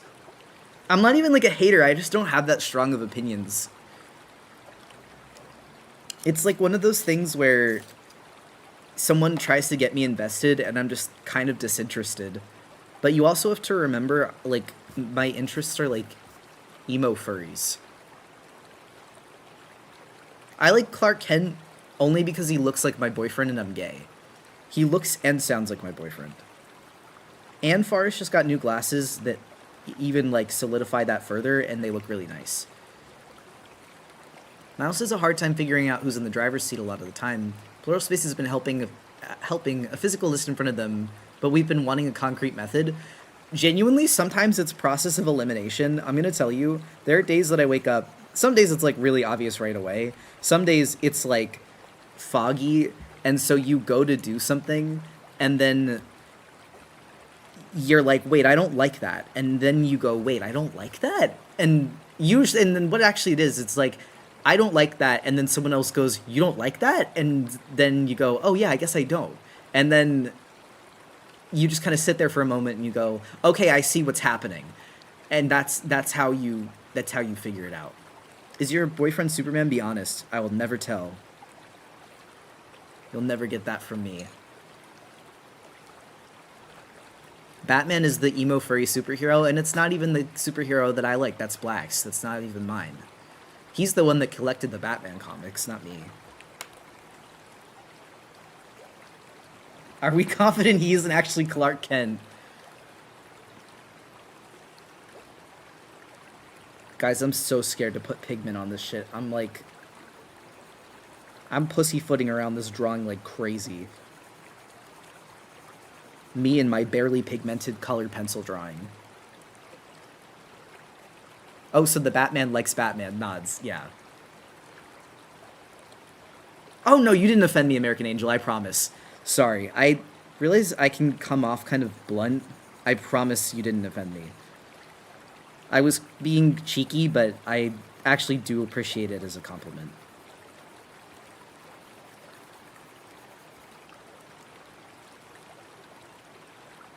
Super bad trade, shut the fuck up, yeah. My fucking phone camera roll knows that well. I love the phrase pussyfooting. I'm straight up walking around it like a cat. Yeah, because our cat does that. Pluto does that shit.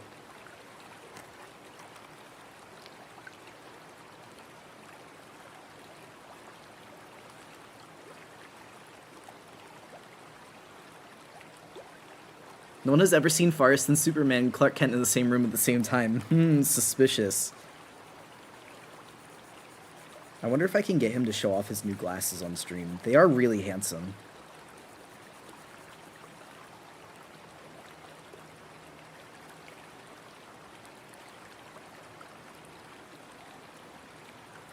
Two fish people. You just exactly described something I experience like daily now. Put second pair of glasses on Forrest. OMG, he was secretly Clark Kent the whole time. Completely unrelated, but thinking about getting a Twitch account to follow you there or even start streaming myself. Never speak ill of Pluto. No, that wasn't even ill. That was literally just like, he's so scared of everything that like when he walks, sorry, I just use this as our like scrap doodle book. When he's been really like scared lately, so when he walks like this. When he thinks he sees something that's a scary snake. And then the scary snake is just the vacuum cord.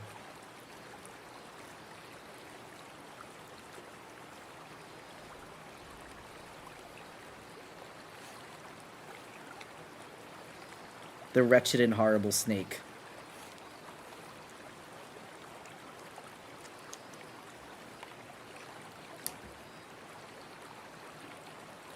The fearful afraider. Have you tried putting a cucumber? Listen, I can't do that because his mom would beat me to death. He's already so scared that I can't scare him anymore. And the other cats, they'll recover from it. They'll be fine. I can't do this to him. He's already so mentally ill.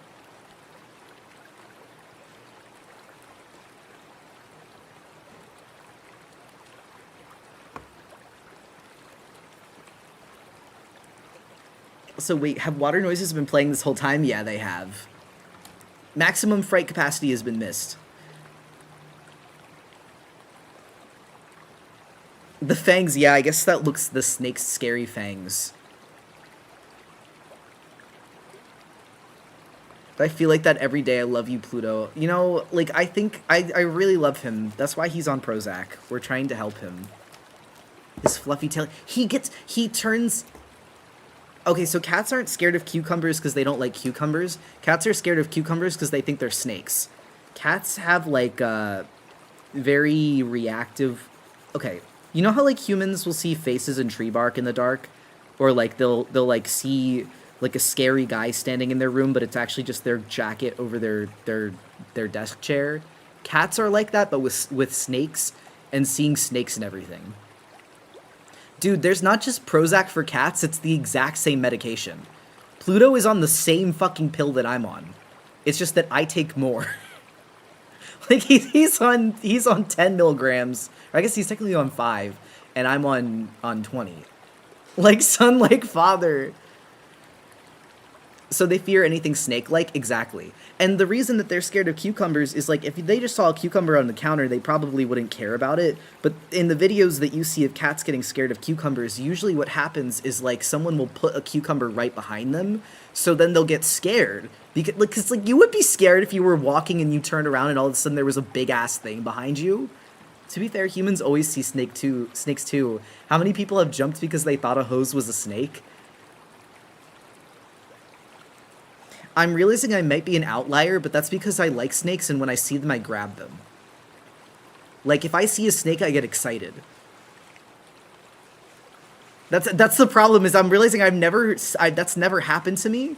Oh, I do get bit. I've been bit by snakes before. But no, but I've never seen a snake when a snake wasn't there. Like, I've only actually just seen real snakes. Because I have, like, snake heat-seeking vision. I can tell the difference between, like, a stick and a snake instantly.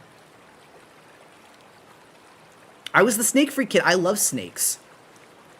I'd grab them, yeah. The thing is, you have to do it right. Like, you can't just grab them by the middle of the body and be like, why'd I get bit? Like, you have to get them by the end of the tail and hold them up, because they can't bend up more than half their body. If they're a bigger snake. Smaller snakes, you might not get as lucky. Also, I guess snake heat-seeking vision is kind of a misnomer, because they don't put off body heat, so... I've seen snakes, I grab them sometimes. They're really fun. I love snakes. And if you hold them behind their heads just right, they can't bite you. That's also true. I grab snakes, bugs, salamanders, lizards, frogs. Frogs I have to be gentle with so I don't hurt them because of their skin. But I do pick them up. I do like frogs. Motherfuckers thought the animals guy was just shit for show. I was gonna say, do you think I'm playing? I love animals. I will grab anything. I will find any animal. Trying to think what else. What's the craziest thing I've ever caught with my hands? I think I caught a mouse with my hands once. That was pretty wild, actually. Doesn't that freak the animals out? It does. That's one of the reasons most of the time I just look at them. But if I'm, like, deliberately herping to, like, photograph them or, like, see what species they are, I'll get them. Herping is it's a hobby of, like, going out and finding small animals, like, bugs, reptiles, frogs, amphibians, etc., to, like, see different kinds. It's kind of like bird watching. You guys caught fly? Oh, yeah, we also have caught flies with our bare hands. I've caught a lot of bugs with my bare hands. I caught butterflies with my hands when I was a kid because I didn't know they were alive, so I, like, caught them and ate them. That one's just kind of funny, though. When I found out they were alive, I felt really bad. Have you caught a wasp? Yes. Not with my fingers, though. What I did is I caught a wasp. I caught a wasp in a cup like this, and then I had, like, paper over my hand. I ate them because I didn't know they were a living thing. I was also, like, 2. You have to remember, I was, like, I wasn't sentient yet. It was just a moving object. Unrestrained summer fun? I mean, yeah. Yeah, they just put my ass in the backyard and there was creatures there, so I ate them.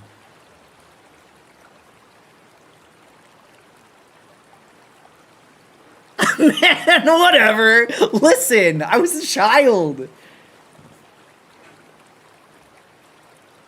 What did they say? It's like, I don't remember. I was 2. I only know this because my parents told me this story.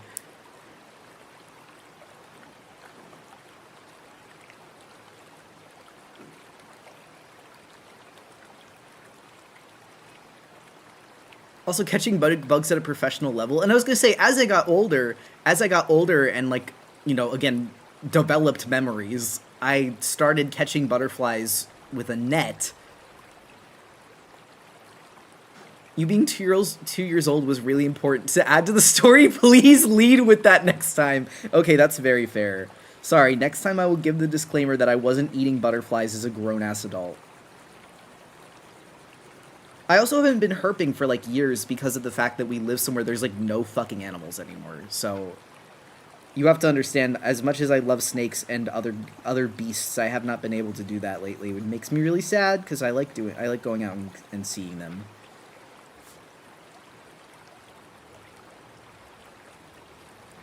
Can we go herping? I would love to. Although I think that you probably have more luck where you are, because here, there's not a whole lot of, like, amphibians or reptiles. There are, like, some snakes and stuff in PA, but, like, not a whole bunch. You get amphibians depending on where you go. You weren't kidding about there not being food at home? Dude, we were, like, poor as shit growing up. Like, we had, like, no fucking money. I don't know how I can like emphasize this enough that like we sometimes were like my mom would celebrate weeks where we could afford getting meat because otherwise it was like bread and eggs and she made the bread. Do they have natural areas near Philadelphia? We could go into nature and hunt as a pack. They don't, unfortunately. But they do. I like the Schuylkill is there, but the Schuylkill I wouldn't really say is like a natural area. It's like a river that runs through a city, so it's not the best. It is sad. I'm not even gonna say like I was gonna say I'm not even sharing that like as woe as me. Just more so like the not having food at home was definitely like part of the poor childhood, but some of it's also just there was no money. The farter. Could plan an entire week around Philadelphia. That's actually what I would love to do. If we went camping, I know a place where we could go camping that's like my childhood camping spot. And they have mad salamanders there. That's where I started learning to like, I mean, that's where I started learning about herping in general is like while camping as a kid.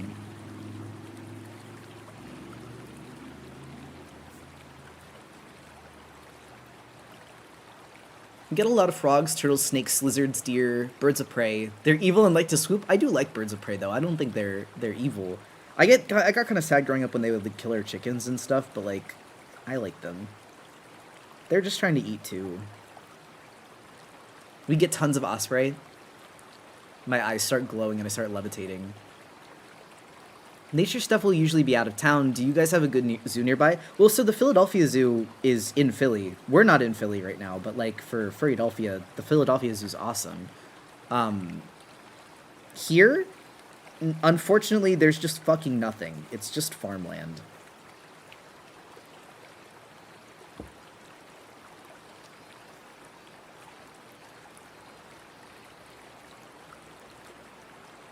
Texas is sucky, but the wildlife is often awesome. I've heard as much.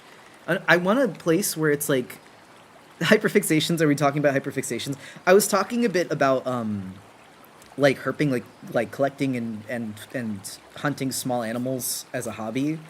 Not hunting to kill either, just like to see. But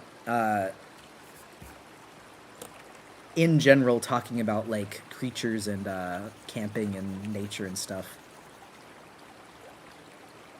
We live in a city right now. It's like, please release me back into the wild. You know what's crazy too? I actually do really like living in a city because in the past I have, but right now I feel like I get the worst of both because we're in a place that's like super overdeveloped, but the development is like fucking parking lots. Like there's nothing. It's just parking lots and abandoned buildings.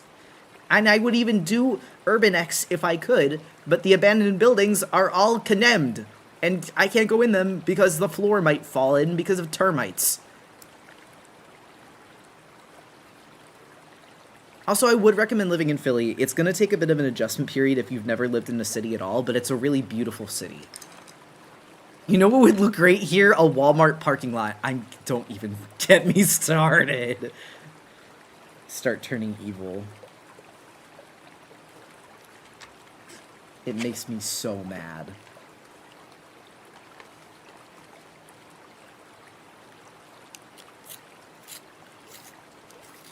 I'm from Philly, and to be honest, it's hit or miss. It depends where you are, too. Like, I think that there's some parts of it that kind of just are, like... I mean, the thing is, though, everything... You can travel to anything within the city. Like, if you're bored of one part of the city, you can go somewhere else, and you're like, well, now there's 5,000 restaurants and things to do. It can be... It can be hard to park. That's the biggest trouble I found. I generally love Philly due to how walkable... Yep, and it's very, very walkable. The SEPTA is beautiful. SEPTA is my beautiful girlfriend, who I love and cherish. I love you, public transport. I love you, trains.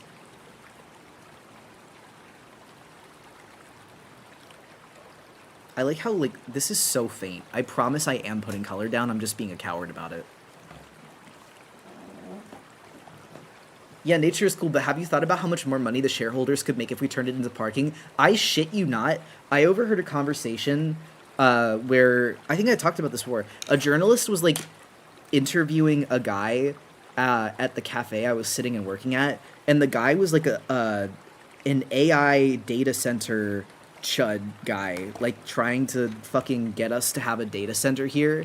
And he was like, I just don't think people here know what's good for them. Like, this data center would bring so much money to the community. And the interviewer was like, don't you think maybe they know that they want a park and they don't really want a data center in the center of where this park was that they were able to walk before? And he was like, well, they could just walk somewhere else. And I was sitting here like, I really did enjoy hearing that guy get balded by the interviewer, though. It was kind of beautiful. Like, at first he was being really polite, but then he was like, no more, I'm killing you.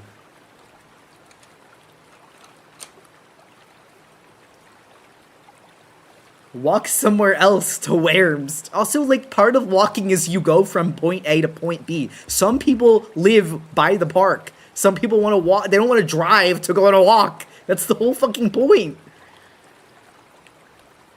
God, what is bro on about? And he was an old-ass man. Old-ass white man, of course. Unsurprisingly.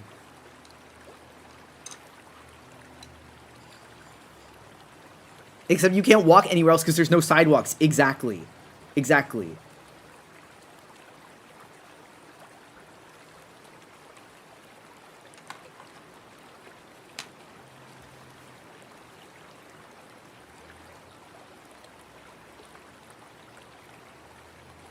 I just think overhearing that conversation, very funny, very beautiful, very powerful. I don't want it to happen, but it is like every single time people are like, hey, we actually like the park here and we want to be able to walk around, some old person comes in and is like, are you sure you don't actually want something that's going to be loud as fucking ugly and you don't actually like it and you don't use it and it's going to make your environment worse and it's going to make everything hotter and it's going to use up power and it's going to importantly make the community feel like you're living in fucking a prison?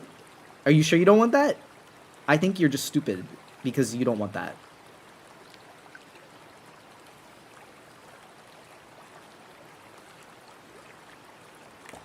I need to go more walks. I've been working on improving my physical health. Good. Let's do it together.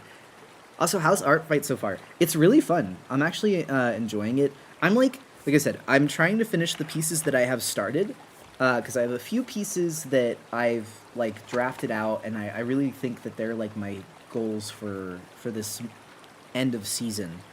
But I'm getting there. This one is especially I'm like scared to fuck up, but I want to get it done because I really want to do more colored pencil work.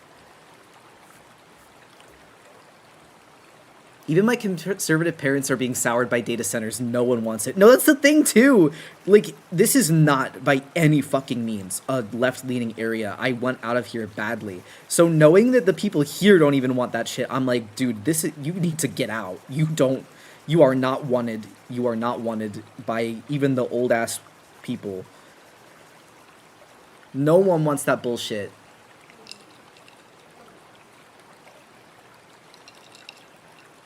The crane machine piece is someone else's. They're also the one that started the feeding frenzy yesterday. Why are all data centers in the USA?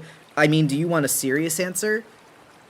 The USA does not have many exports. So they're trying to get ahead of the AI game because they know, like, the US does not have a lot that we offer to the global economy, and especially with the stupid fucking tariffs that they keep putting in place, the one thing that doesn't get affected by the tariffs is physical goods, and you don't need industry to basically have, like, a data farm. That is true, however, many were proposed near where I live and they got rejected. That's also good. I guess that's the other thing, is that the US isn't rejecting them. Like, importantly, other countries are like, no, we are not putting that bullshit in here. And the US is like, what if we wanted to use all of your power and make the environment die?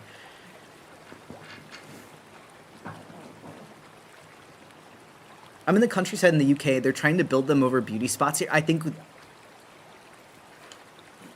I was going to say something really violent.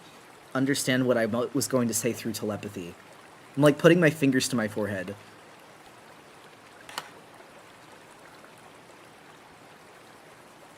Here's the thing, though. I don't, like, hear that... Because I saw you say, I hate living here, and I understand that.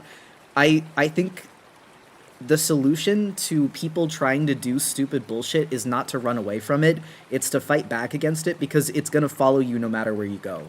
Like, if you run away from this here, it's only a matter of time before they run out of room here and then they start going wherever you went. That's just that's like what gentrification is in itself, is like when a city gets gentrified, the people who can no longer afford to live in the city leave. The city suddenly becomes extremely corporate and bland and loses its culture. And then all of the people that gentrified it are like, oh, why is the city boring now? And then they go and gentrify somewhere else.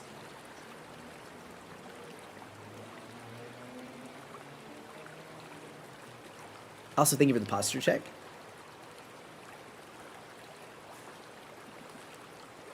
Is there any hope for the AI bubble popping? I mean, the hope is that you don't use it. Genuinely, the hope is that you don't use it just because everybody else is using it. Or I say everybody else, but like, don't use it because they really, really want you to think everyone else is using it. And also, I don't know, it kind of seems like one of those things to me where if you just don't engage in the features, eventually they'll realize it's a money suck.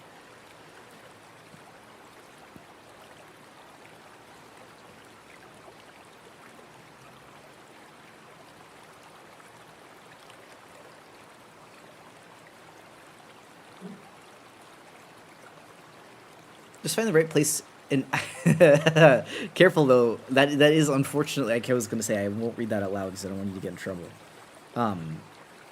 You can get fined pretty nasty for that though. I won't say anything else. So the bubble will pop. I think that you have to take steps to help it, but yeah. The reason they're pushing it so hard is because they desperately want to stop losing bucket loads of money, that as well.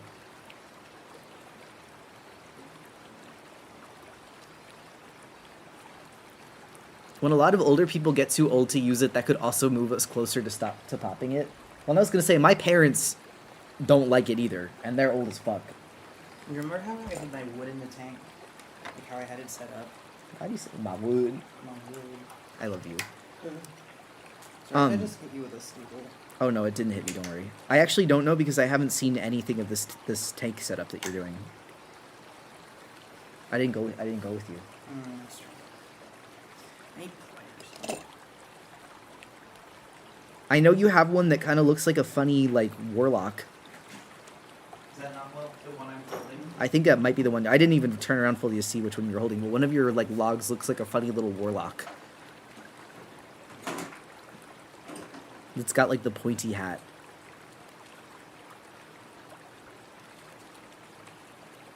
I guess it depends on how... Ooh, I love you, Jesus. Did he jump you? Yeah. Because, like, I could have it this way. Like, in the tank. Yeah, that's the one. Or I could have it this way. I like... Do it the other way again. No, do it the way where they have the cave. They'll like that. Yeah.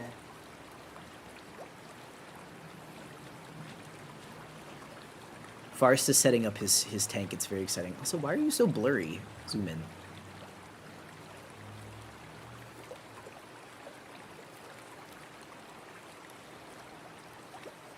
I will say, on a cheerful note, I am I'm having a lot of fun with ARTFIGHT because doing more traditional attacks has been really fun. Having the ability to hold these all in my hand together is really satisfying. But it also makes me more excited for vacation. What did Farce get from the pet store? He got sand. He got sand for his tank. But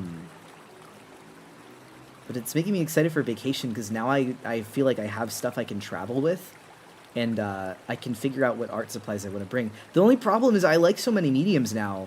It's going to be kind of hard to rule out which I want to bring with me and which I want to leave behind.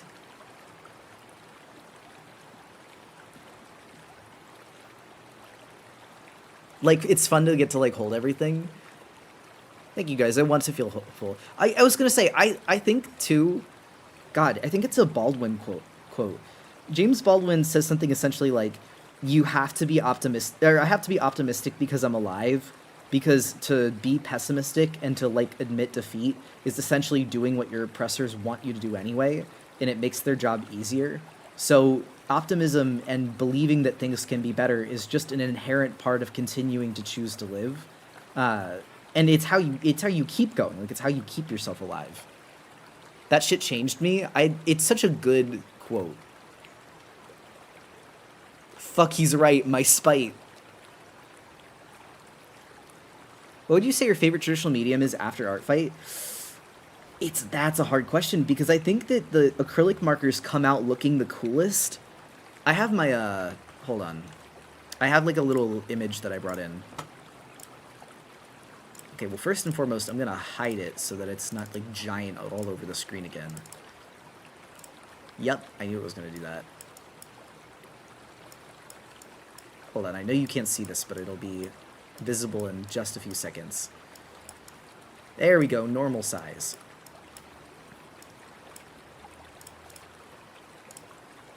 So I have my little visualizer. These are all the attacks that we've done this year.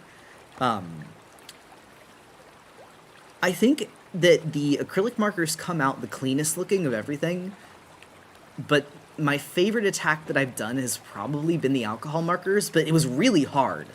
It was a fun attack, but I don't know if I'd want to do it again. I just think that this looks the best. And then I think that my favorite attack to work on was probably the colored pencil one, but it scanned like really yellow. That's actually why I'm excited to send this to Tay, because I think that physically in person, the piece looks so much better. It's just so much more vibrant. And then I have this piece. That one looks fun too. This will like stick up on the ground, yeah. Someone told me, like, paraphrasing, do not be another statistic, and that stuck with me for days. I was like, fuck, she's right. Yeah. Yeah. Black going crazy with attacks to your god. The thing that I was saying this at the beginning of stream. He did all of these in the first 12 days and then was just like, all right, I'm done. I don't want to play ARTFIGHT anymore. And I'm just looking at him like, dude. And he's like, well, yeah, I got it all out of my system. I don't have anything else I want to draw. And I'm like, I've done 4. Slow down. Well, and he is slowing down because he's not going to do anymore now. He's fine. He's done. He's like, I'm done. For me, I have like things that I wanted to do specifically. So I'm still playing, obviously. I even bookmarked a few more characters. I don't know if I'll get to do anymore, but if I do, I have some guys I can attack.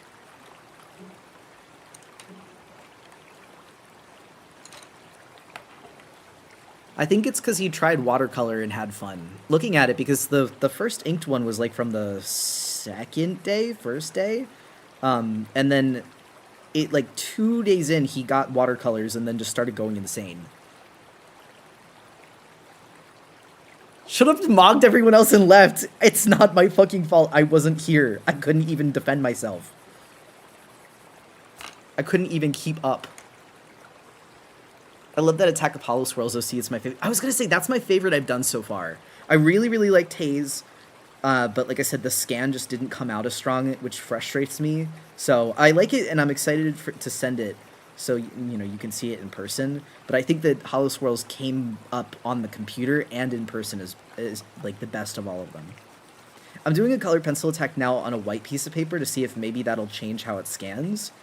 Fingers crossed. Oh, you forgot to hide the art. Sorry, thank you.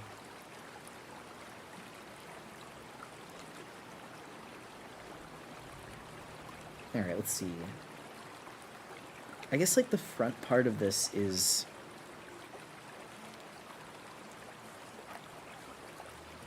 I kind of made the rock shape too flat in my sketch.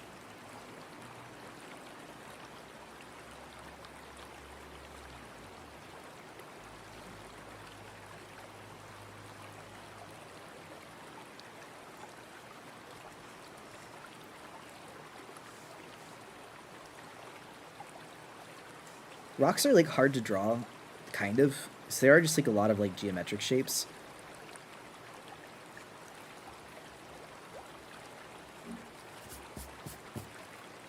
How many cats do y'all have? We have 3. We have, 2 tabbies. Oh, hello. I just ran in here. Who is that? Hi, Harvard.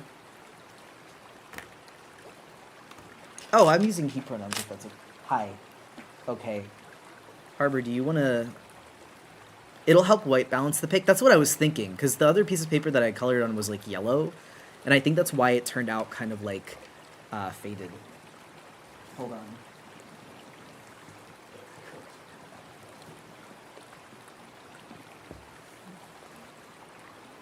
Hi.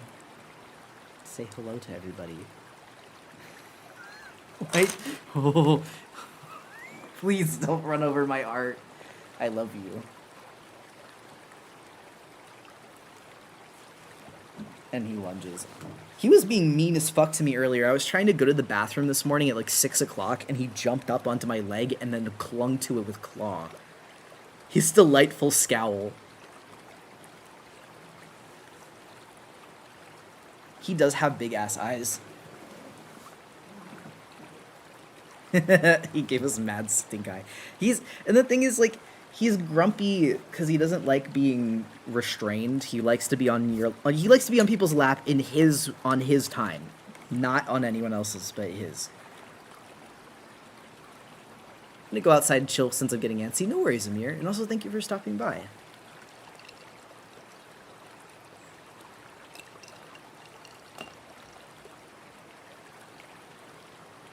He really is Yellow Sun. They're literally the fucking same. It drives me crazy. I know that they chose him because he looks like a Lewis Wayne cat, too. So let me get the ref back up. I think this character has green eyes. No DNA test needed. I do like him. Like, I think he's funny, but he's also rude as shit. He has Forrest's hair color and Yellow's personality. Ah, my arm. My camera arm. I think I want to give Barry like a yellow backpack. I think that would look really nice. Like a yellow hiking bag, if you feel.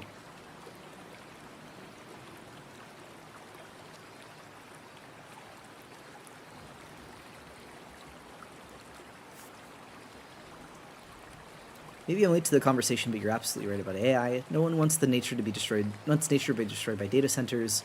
Prefer to live in harmony with nature and equity and equality than it being polluted in a polluted environment. This is why I want to continue to be optimistic about life and love the planet. By the way, love your art, Critter. Thank you, Pandex, and thank you for the bits. Oh, I do need to restart Discord. Actually, I could probably just do that now. Harpy, thank you for letting me know. Hopefully that fixes it.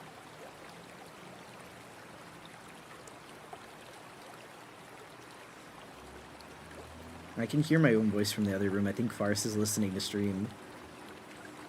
Canvas is a bit of a hard material to draw because it's pretty stiff. It does, like, flap, but it doesn't, like, do so super smoothly. So you have to get it kind of angularly, which is hard. It's worth it, though. Oh, but for vacation, sorry, I realized I didn't ever finish.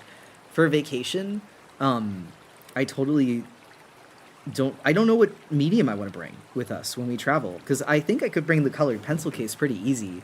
Colored pencil takes me a little longer to do, so I don't know if I'll finish any pieces while I'm traveling. Like, I guess what I could do is I could start one colored pencil piece while traveling and bring the case of pencils for that.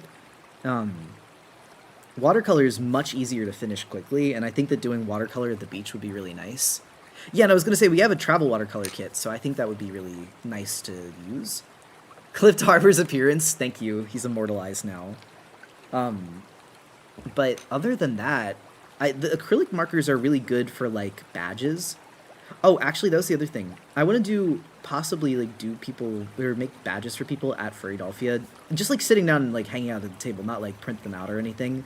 And so for that, I would probably need acrylic markers. But, like, my acrylic markers... Oh, did you want my pointers about combating yellow scans again? I do, actually. I didn't see that. I could always go back up to Doggy Speak. Hold on. To combat yellow lighting, I like to pull it up in my art program of choice, color pick the page that's supposed to be white, and create a fill layer of that color, and set to divide. See, I had done a fill layer, but I didn't know the divide thing. Thank you. That's actually really smart. I could bring watercolor and colored pencils and mix those mediums. That is true. That is actually true, and then experiment with that. Hold on. Let me show you my bag of markers. This is part of why I'm a little hesitant to bring acrylic markers, because I love them. Like, they're a really fun medium to do, especially for badges, and I can get a badge done with acrylic markers in, like, 2 hours as opposed to longer. But like, look at this. This, I would be carrying this around. But I guess this is also like a pretty compact bag. It's just not small, is all. This one is a loose one because it needs to go back with its case. And this, like I said, this isn't even all of them. There's like 2 other little things and like a mega case.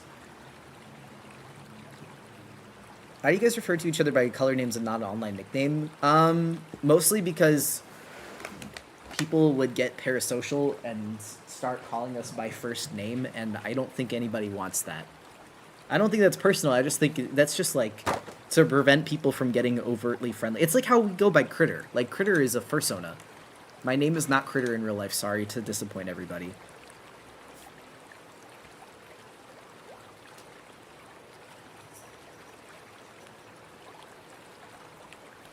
But yeah, it is a lot of markers. Challenge yourself with limited colors. That is true, although because I was gonna do people's fursona badges for them, I don't want to be like, people's fursonas have some specific ass colors, but like, I don't know if you've seen people's fursonas before, but some of them are like very specific colors of like blue or like lime green.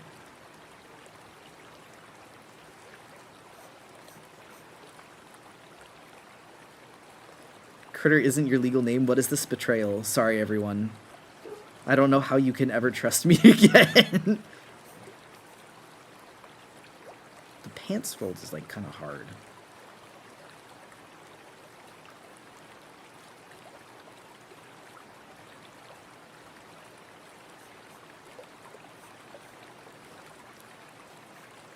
Because usually jeans are pretty loose so that you can like move around more in them.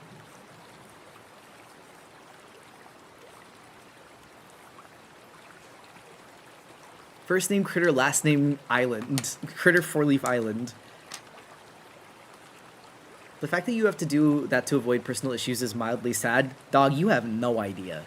Not even upset like at you either, because like it is sad. I agree. I'm just saying like the bullshit that goes on behind the scenes to like make it so that stream can stay fun and like also be safe for us to do like as a job is insane. Those who knows, but like there are like some things that we've had to deal with. The fucking heart eye emoji. There's like some stuff that we've had to deal with like that you can only act so predictively about how insane people are gonna act, and even still I find ways to get surprised. So it's all out of like, you know, good defense measure, but at the end of the day, that is just the reality of being like a content creator. That's something that's too like why when people are like, oh, I would love to have this as a job, I'm like, there are gonna be things that come with this that you would never expect that I don't know if you actually want, because I don't know if you become a content creator, pretty much all of your time online becomes your job. It's no longer like personal versus like professional, because even if you have personal stuff, people will try to find it because they care about you as a person, no longer just you as a creator. 4-leaf Island was my father. Call me 3-leaf Island. How much coloring have you done since I last tuned in? I mean, I started this piece basically. I had this sketched. Oh, are you being brave? I am. I'm trying to get the rendering of the pants. It's kind of kicking my ass. Wait, Forrest, are you listening? Are you wearing jeans? Can you, like, come in here and just, like, make this pose so I can look at how the pants are deforming? The nice thing about pencil is that it's really forgiving, so if you, like, fuck up, you can just knock it back. My grandson, 1-leaf Island. The concept of being in the spotlight 24/7 would drive me crazy. You get commodified and tuned into as a thing rather than a person. Exactly. It's one of the reasons why, like, I never get upset that people just want to know what we're doing off of stream. I don't think that in itself is insidious, but it does get a little stressful to know that, like, anywhere we go, someone could be, like, tagging along and being like, oh my gosh, more content. Sorry, I'm trying to like figure out where to put my box. What pose? Oh, do you see how this guy is, like, squatting down to, like, look at something? It's like this. Yeah, hold on. I'm gonna switch to the VTuber, or so the PNG tuber, so that I can take a picture. Okay.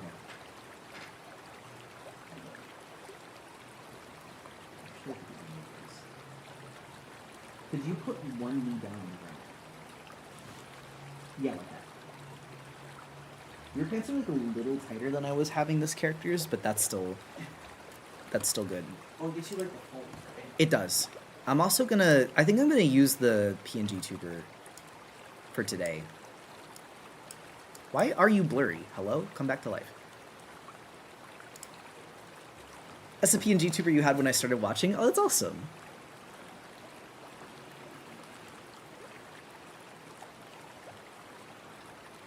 Critters, no clipping into the back rooms.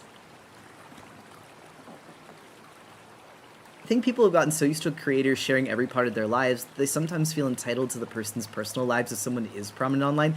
It's like, God, I was talking about this in relation to Twitter, where people were like mad at the Twitter update of like hiding likes, and people were like, how am I supposed to know if someone's a freak now? And I'm just sitting here like, what the fuck? Are you spending all your time looking through someone's Twitter likes to see if they're like evil?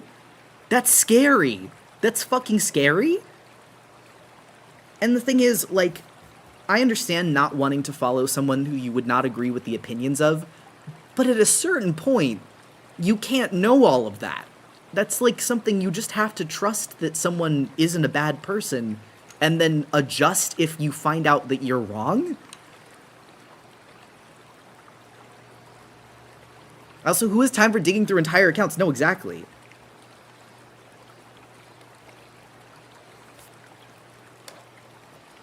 Going through likes is crazy, but that was like so commonplace. Honestly, I think using the gift tuber for Trout is better because your poor tuber was not made to be looking down all the time. No, and it pisses me off. I just feel bad when people come in and they're like, where's Critter Tuber? Like, where's Critter VTuber? And I'm like, I want it to be like functional. I don't know, I've toyed around with the idea of GiftTuber return for certain streams, or like even doing like a revamped one. We'll see. Okay, so here's the trouble that I'm running into, right? The pants would not be folding here, they would actually be folding across the leg, because this is creating kind of like a bow, and this goes down like this.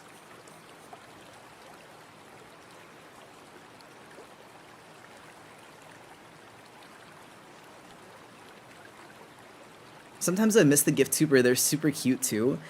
I was gonna say I like the GiftTuber. There's also ways that it can be personalized that would just take more time with the VTuber model. Like the VTuber model we could use for special occasions and like proper streams, but I think for streams like this it's nice to have it. To nobody, you complain that likes are gone, yet you wouldn't want people looking through your likes. Cyan, I know that I've said before that I fuck with you, but every single time I'm just like shaking your fucking hand like you understand, you get it. You understand.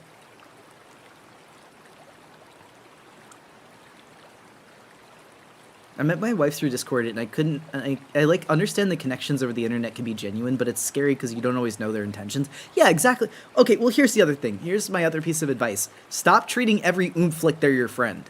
Like, you can become their friend. That's awesome. That's like one of the most fun parts of the internet is you can talk to people and make new friends. But you have to fucking talk to them. You're not just friends because you follow each other on Twitter. I've learned this the hard way a billion times when I see a Lemmy Trook. Honestly, I think using the... Oh, wait, I already fucking read that. Smiles. Okay, I do agree, though. An oomph is someone who clicked a button on your profile. That's it, that's it! And the thing is, you can become their friends. You just have to extend the olive branch and talk to them. And I know that that's scary, but, like, until you do that and you actually get to know them, you don't know them. That's one of the reasons why I think that, like, it can be scary, but instead of doing this, like, fucking CIA-level investigation of people, you gotta try to be their friend or just, like, talk to them. And if you find something that you don't like or you don't fuck with, that's fine. That's part of getting to know somebody. I can't tell you the amount of times in real life I've talked to someone and been like, oh, you're kind of cool. Guys, I think I fucking... This is what reference will do for you. You can learn how to draw. You have to look at pictures. Also, I'm going to say it. I love when you say... What? You just said I'm going to say it, and then you key mashed. Hello? Hi. Thank you for posing for reference, by the way. Too many rocks? No, that looks really nice, actually. Do you want to, like, show it off, or are you shy? Do you want to wait till there's water in it? I'd rather wait until there's, like, water in it and stuff. Oh, 8! I see. I can't fucking read. Thank you. Why do people go full on CIA? Like, it's a huge waste of time and energy. Okay, well, I can explain this because I've seen this. You have to remember, I've been on the internet since like 2009, and while I've been on here on and off, a la Disorder, I also have seen a lot of different movements and also things that contributed to this. For one, there's this huge, like, fear people have about being friends. Oh, wait, maybe the water noise stopped. Hold on. Yeah, nope, the water noise stopped. You're totally right. Thank you for letting me know. There's this fear that I've seen people have that, like, if you make friends with someone who's a bad person, that makes you a bad person by extension. And I would agree that your friends are the company you keep and are reflective of, like, your values and your morals. But mutuals aren't friends. Like, very importantly, people that you follow on social media, you don't fucking know them. And I think that that's something that people get conflated, that, like, you can follow someone and then realize you don't fuck with them, and that does not mean that you are evil or going to be, like, damned forever. Or it shouldn't mean that. Because, again, who has time to constantly be online and investigating shit? What I was going to say is there's no shame in blocking people the millisecond they say something insane. You don't need to give them an explanation. You can literally just be like, okay, bye. Obviously, if it's not bad enough, you can try to explain it to them. But if they say something that goes completely against your morals in a way you can't justify, you can just leave. You don't need to give them a paragraph about why. I've literally had this happen before, where, like, I was following an artist and then I saw that they were being, like, really shitty to other artists. I was like, oh man. And I did. I just unfollowed. I was like, I'm not dealing with this.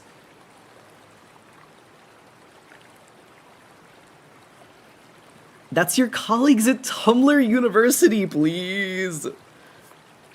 Mutuals just mean you follow each other. Why do people think it means more? Well, it's because of the way that everything has become more corporatized and more like, think about it this way. Social media has become a lot of people's job.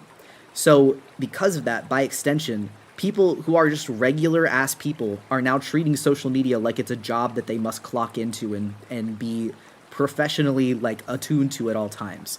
I don't even think, even as someone that has social media as my job, that you should be treating it like that, because you are a human being, not a corporation with an entire PR team. You are one fucking guy.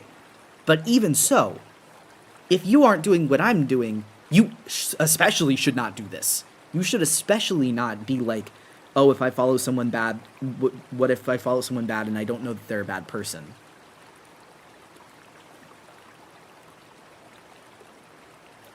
Some people are weird about getting blocked. Like, maybe it's disappointing, but there's so many other people out there you could talk to. Also, you don't know why. I've literally, on my personal account, I've blocked people just because I'm just like, oh, I don't want to see what you've made. I don't like this thing that you've made. Not like hating, it's just not my favorite, and I don't want to see it anymore.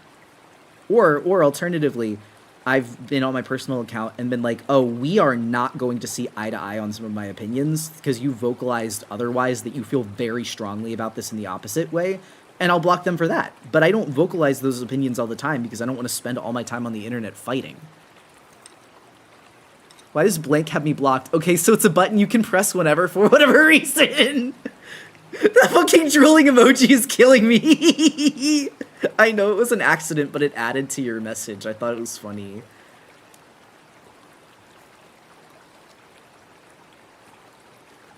Me when I try to make transmasc friends and I see them being shitty towards women. Aspen, I know that I said it last night, but just trying to make friends with other trans men, and the qualifications are just doesn't hate women, doesn't hate trans women, which should be included in point 1, but unfortunately some people separate, and 3, isn't racist, is like fucking panhandling for gold. Like, you might be able to get point 1, you may even be able to get point 2, you might be able to separately get point 3, but getting all 3 of them together in the same person is like good fucking luck, I guess. It's so bad. Is that common? Yes, because unfortunately a lot of trans men have, like, correctly observed that the world does not, like, the world ignores and, like, really does not give a lot of credence to trans men's suffering, and instead of, like, seeing that and going, so we should unify and we should work together, they turn and go, and this is women's fault, and everyone's standing and looking like, what the fuck, how? The racism, on the other hand, is just because racism exists everywhere, so of course it would translate to the queer community, which online unfortunately ends up being predominantly white. The bar is in hell, yeah. That's why I like having, like, genuinely why I love streams, because I am delighted to see people here become friends and, like, talk to each other. I know that that's not easy elsewhere. Been getting into yogurt lately. Wait, I really love your fucking post. I love your post. I love your comment. Being POC trans femme is hard as hell. That's the thing, though, Jens Machina.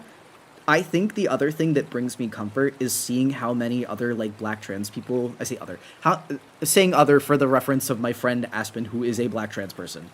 Seeing other black trans people here and seeing that the trans people here who are white or are not trans femme are, like, very vocally defensive of, brings me a lot of comfort, because it's like I'm doing something right. I'm shooting off some rent-lowering gunshots that are keeping the right people safe and scaring away the people I don't want.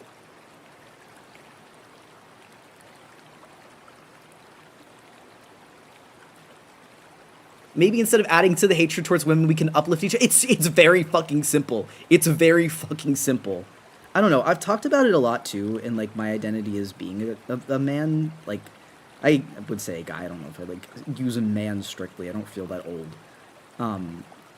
For me, part of it is, like, using that position to keep the people that I care about safe, because I've been at the hands of men that did not give a shit about me, and or worse, actively hurt me. So, God, I would not want to be someone like that for anyone else. I don't want to be like, I want to be a good man to other people, but I want to be the thing that I lacked, and I think that that's, like, that at least gives me some gender, like, affirmation. But also, I've heard butches say very similarly that, like, their gender identity is butch, but they're trying to be the thing that they lacked in terms of, like, comfort for other people, and I think that's really admirable. It's why they learn so many trade skills, or why they work so hard to, like, be able to support people they care about.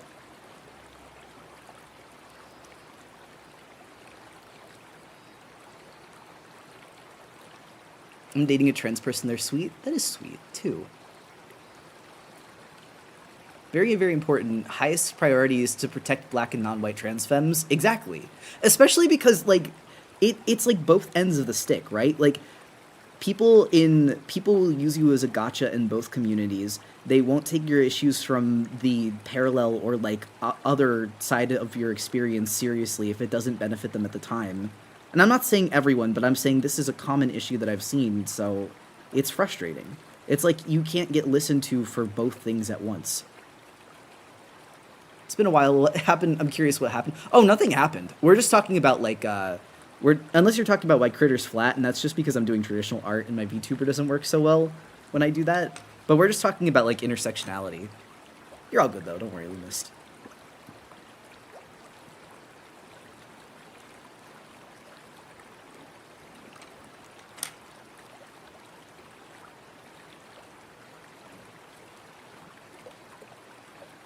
Also, it's kind of exhausting, admittedly, which is why I clung so hard to this community, and I think it can be better. Like I said, I really, really want... Not only do I want guys to find, like, other like-minded trans men, I also want them to be able to find that without... Oh, wait, the hands aren't... The hands are brown! Hold on. I'm glad that I colored that really light. Got too locked into the gender intersectionality discussion and started being a flop artist.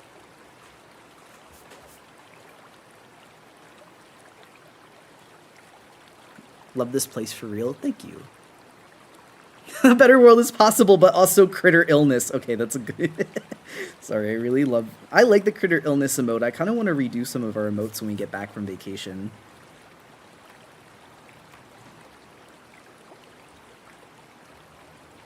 Every other black trans person in this chat, if you walk into a social media app looking at Instagram in specific, and you see only white trans people and start getting sad, leave! It's so... Especially especially when it comes to fucking like any body. You have to understand. I like working out. Says guy that hasn't worked out in forever. Sadly, holding chain link fence. I like working out. Trans fitness communities are scary as fuck sometimes because it ranges from being like genuinely nice, supportive, and like here's how to do workouts that will work on body masses that will be more gender affirming and make you feel good, and here's how to eat foods that will help you with your transition. Like this will help your hair growth. This will help you with facial hair growth. This will help you with muscle mass growth. It goes from that to like you need to be skinny or you will never pass. So fucking fast. It's terrifying. And you don't see it coming until it hits you like a truck. If there's no fat people, get the fuck out of there. No, exactly. Forrest is actually does that as well. Like when he saves fitness influencers or like fitness people that are like talking about workouts, he specifically tries to go for guys that look like him or like how he wants to look, which is funny because they're all bears. Again, the bear denial is it gets funnier every day.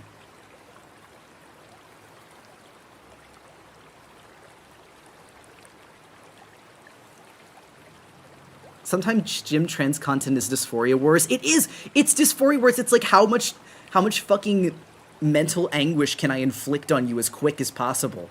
But I like working out. That's what's so sad. It doesn't have to be like this. Working out is just adult like tag. Like we could all play and have games together, and instead you're turning it into torture.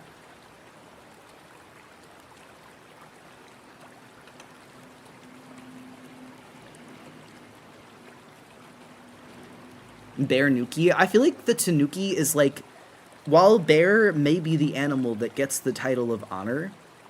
By y'all, I need to go to the gym. Oh my god, I wish I was you. I wish that was me. I'll live through you vicariously.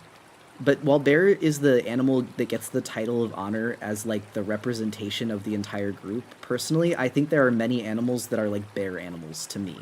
It doesn't mean that every person that has this as a fursona has to be a bear, because many of them are held by the noble butch, and many of them are just people that like that animal. But like the Tanuki, bear, cow, I would say definitely like boar. Boar is another bear animal. Also, I don't have gym creators that I would recommend because I'm not super online anymore, but my boyfriend. Also, you still have Cappuccino? No. I sold that character design. That's been long sold to a member of chat, actually.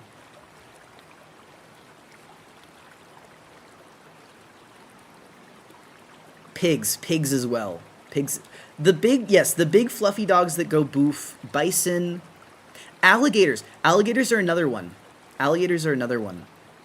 Like, I feel like people, because they're not like traditional furries, they're technically like scalies.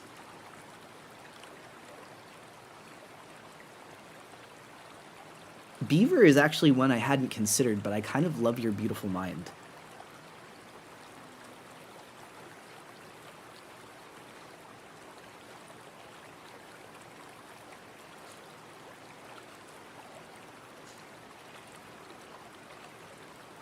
Whales I haven't seen. Pandas, yeah, pandas definitely. Pandas I've seen a lot. Whales, I've never seen a whale sona. Actually, I've only seen one whale sona, and it was an orca, and it was a butch orca lady. But I want to see more whales. Now I'm trying to think. Oh, lion, yeah, lion's another one. Lion can be like really either or. But I think that a lion could be a very beautiful bear fursona. Do you actually know her, like the person I'm talking about? I just saw it in passing on Tumblr, but I thought it was awesome.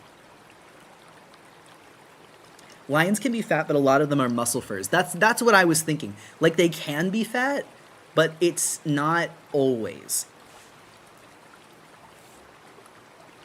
You stream through Mondays, Thursdays, right? Yes, I do. And if you miss a stream, it's okay too. On night, was it last? No, yesterday was the Feeding Frenzy. Tuesday night we played music, and so the stream got struck. Just because I wanted to like share new music with people. Every so often I let myself do that as a treat. But other than that, you probably didn't miss too much. The seal would be an awesome. Seals and sea lions would be amazing bear personas. I don't see enough of them. I want more of them. Do you know how? I almost said, do you know how hot? No, I'm sticking to that actually. Do you know how hot it would be if someone who was like a boat or dock worker or like anyone in nautical services had a fucking seal persona? Has a seal persona wants to be a bear so bad. Do you see my fucking vision? Sharks I could see. Sharks are all over the place because sharks can either be fat or kind of skinny. I know it's basic, but not enough cat furries have fat fucking jowls. No, but the Bara artists that draw cats understand the beautiful vision of a fat tomcat. Like, I guess it's actually pronounced Bara too. But like, I've seen plenty of like Bara artists that draw fat cat furries, and it's always gorgeous.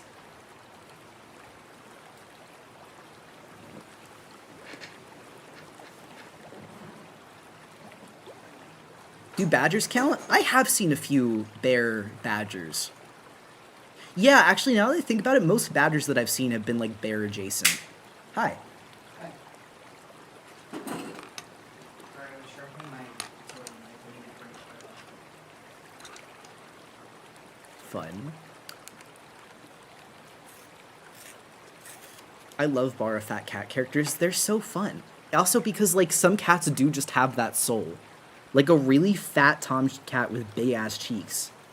There are some gay men that I know that I just look at them and like you are just a really fat tomcat. And it's beautiful.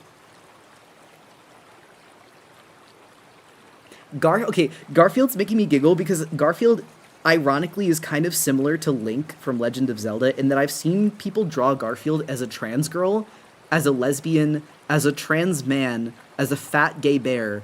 It like all over the spectrum. And I don't even know why this has happened. I love it. I'm embracing it, but I don't know what it is about Garfield specifically that has resonated with such a wide spectrum of people. No, you're right. I've seen it. I've seen everything of Garfield. Garfield's kind of like Miku. This is true. I guess you could argue the same about Snoopy with us, though. Like, we turned Snoopy into a trans girl, but then also my boyfriend has a Snoopy Sona who's a trans man. So, like, something queer is stored in the comic book animals.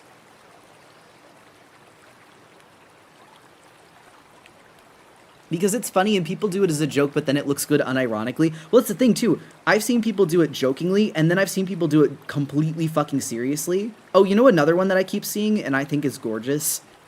There's an artist that draws trans girl Clifford, blue, and magenta from Blue's Clues and Clifford the Big Red Dog, and I think that's wonderful. Wait, hi, Ara. Welcome in.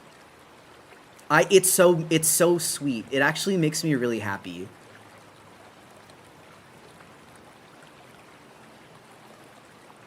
Garfield's sassiness speaks deeply to the queer community. This is true. I don't know the artist though. I just keep seeing it, like on my recommendeds. That's the only thing. I wish I knew the artist. If people know the name, I'm more than happy if you share here with everybody. Guys, I'm kind of like eating these clothing folds. I don't know where I gained this power from. Maybe it's just patience.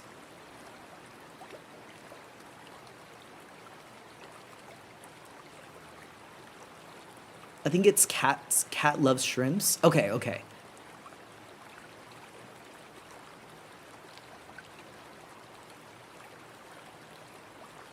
I love when people see themselves in characters. I like a character I see myself as in is Koro Sensei, and I hate kind of him to be genderqueer. It is nice. Okay, it is Cats Love Shrimps. I seen multiple people saying that. Speaking of eating, the people who haven't done it do it now. I did actually eat before stream, but I'm excited after stream because I want to take my colored pencils with us somewhere to go get something to eat. Or make food. Or maybe I'll just make food and sit outside. I want to travel. I want to be mobile.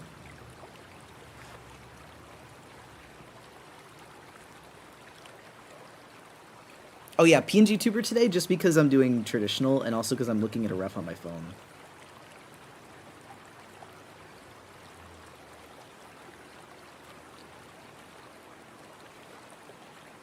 I guess technically if I had the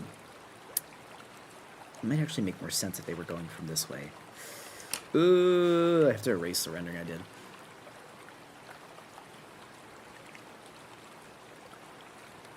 I just ate a sardine sandwich. I had a bagel with cream cheese before stream. I'm trying to think what I'm going to have after. We did just get some light groceries yesterday, but because we're traveling soon, we don't want to get like anything that could expire so that we don't buy it and then just immediately leave. But because of that, I'm kind of just like scratching head trying to think what I can make with what we already have.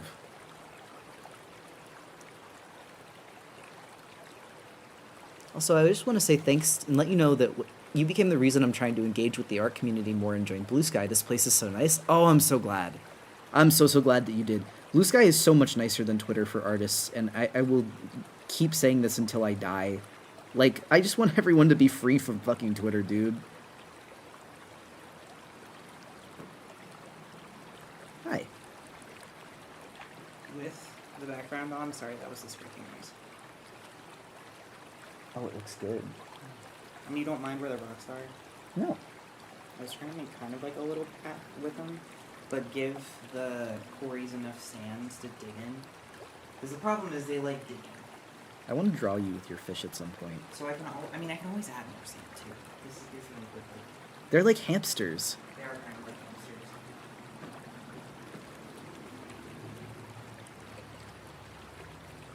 Also, I don't know. I haven't heard anything about that today. I spent today at the Salvador Dali Museum. Wait, heard about what? Oh, beta leaks of Gen 4 Pokemon designs? I haven't seen that yet. Also, Twig, thank you for the resub. That's actually kind of cool. I'll be excited to see after stream. Me when I post on Blue Sky and real people interact with my stuff versus on Twitter where tumbleweed passes by. Well, it's like real people interact with it, and also even if something goes viral on Twitter, it just, before I left, it always felt like it was such a gamble where it's like if it went viral, people would be rude as shit on it. So it wasn't even like a good viral. I would rather have something like kind of do middlingly and have people genuinely be really nice to it or like it than I would have it like blow up and have people be like, lol, what is this shit?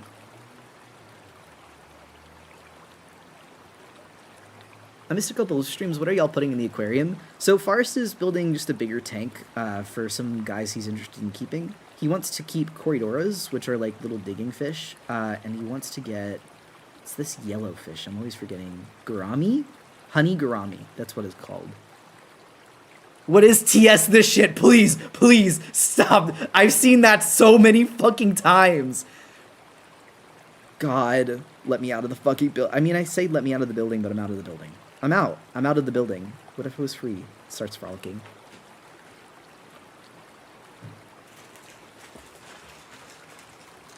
I don't really like that fold there. That feels kind of flat. It gets to a point where there's like too many, you know? Maybe it just needs like one more. And if not, I can always knock it back and erase it. Yeah, no. No, it really should be from here because that's the arm that's getting strained anyway. It wouldn't go across the chest. Fuck, I should have just kept what I had. It kills all the hostages. Can I bald you? You plus since I didn't know if it was you? Yeah, go ahead. I love being balded. I love especially when it's not me.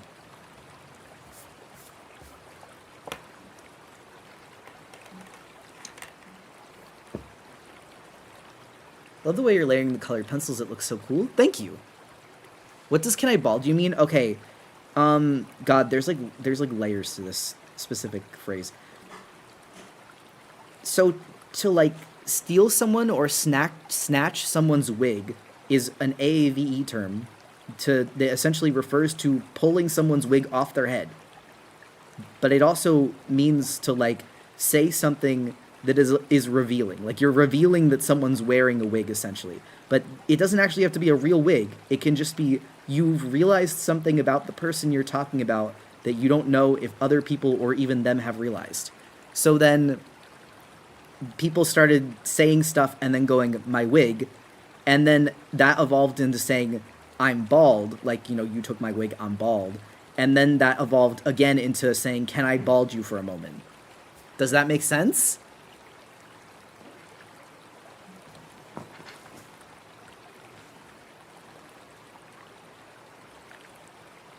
That time you boldface told everyone that I read Stratland fic. Sorry, I love you, linguistics. I mean, at least I try to understand the root of words when I hear people using them, because a lot of times they are AVE, and I want to make sure that I'm like actually understanding how they're being used first and foremost, and also so I don't fucking misuse them.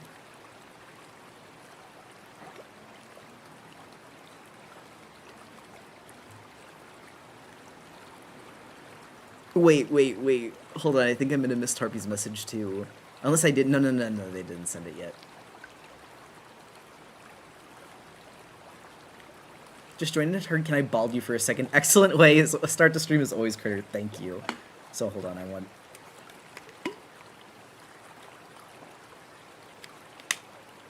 And I'd do it again. You'd read fic again, or you think I would say I would reveal it again? Because I would also do that again if that's what you're referring to. There's nothing to be ashamed of. You're engaging in peak.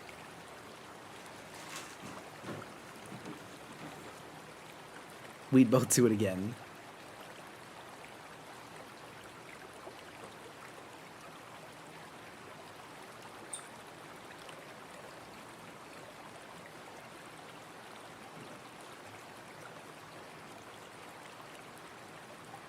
I just saw a horse mouse, like a mouse for a laptop shaped like a horse. I have a problem where I can't stop getting you sketchbooks, journals. I love books so much. I'm surrounded. Well, I mean, you can always have topic-centric books too, which is not a bad thing. Topic or medium.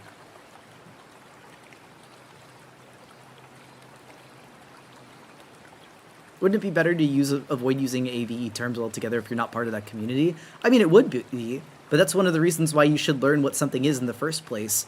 Also, most of the times when I hear other people using them, it's just because a friend of mine who is black is using it, and I'm like, huh, I wonder what that is and what that means. And so I look it up so I can understand.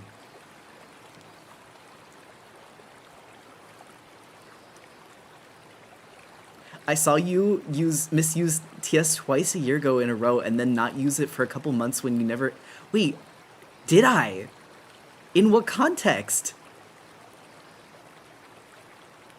Can I mention the question you asked me if you remember it about AAVA? You can, I don't remember what you're talking about, but I'd be curious to hear. But yeah, most of the time when I'm looking these things up, it's literally just because I want to know what they mean.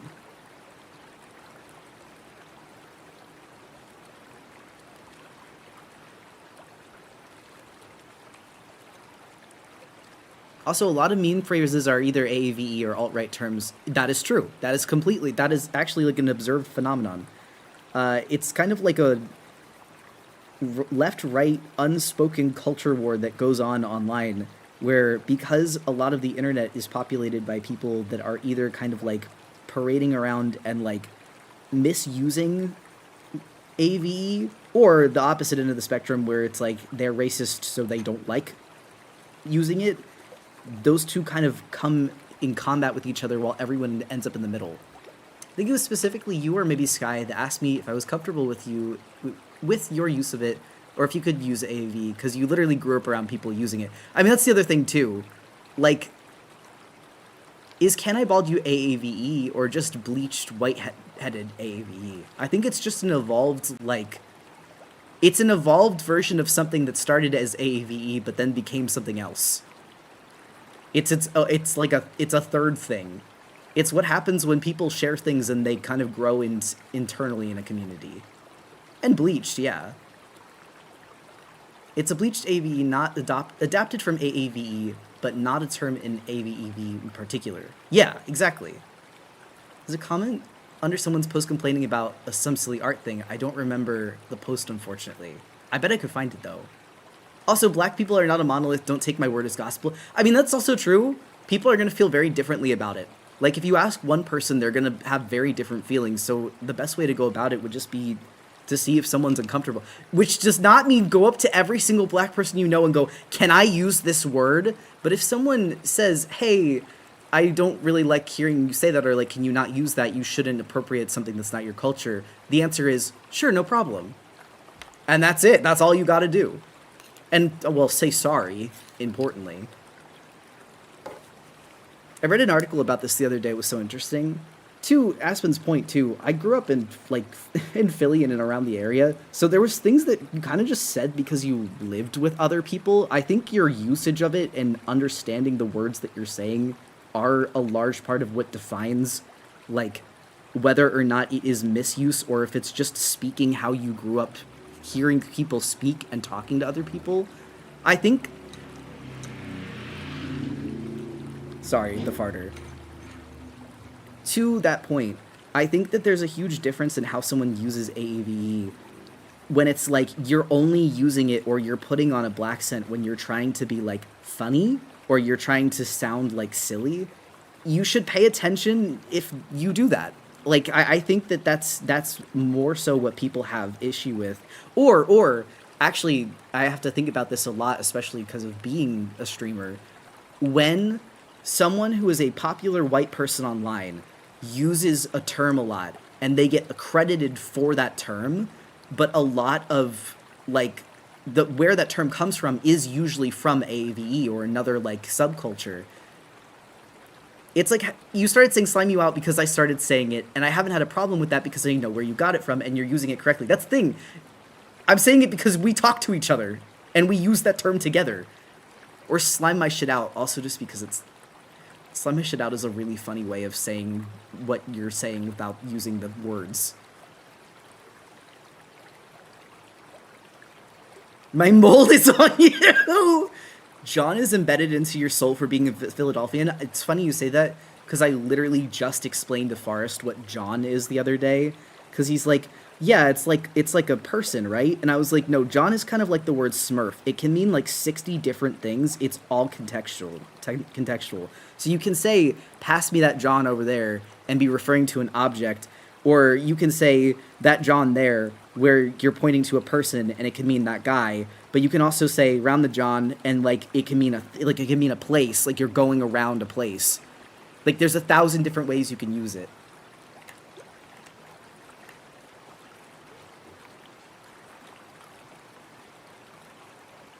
Or when it gets relegated to Gen Z slang. Exactly. It's weird seeing Bumbleclat, I don't know how... No, you got it right. Around an online space. It isn't even African-American vernacular, it's Caribbean. It's Caribbean, and the thing that's interesting with that, because I've also seen that, there are a few streamers that I know that are Caribbean black guys. And so they say that because they are black guys who are Caribbean, that say the word bombaclat, and because of them saying that, other people have taken that word because it's funny to them, like when they say it on stream, and started saying it as well without really like making the connection that that's because of who they are and like their culture. I don't know. I don't know if I have like a perfect answer for this, especially not me specifically. It's not my fight. I'm here. Well, I guess it's my fight. It's not my soapbox. I'm here to listen just as much as everyone else and to learn things just as much as everyone else. But I do notice those things happening, and I'm always curious to hear what people have to say about it.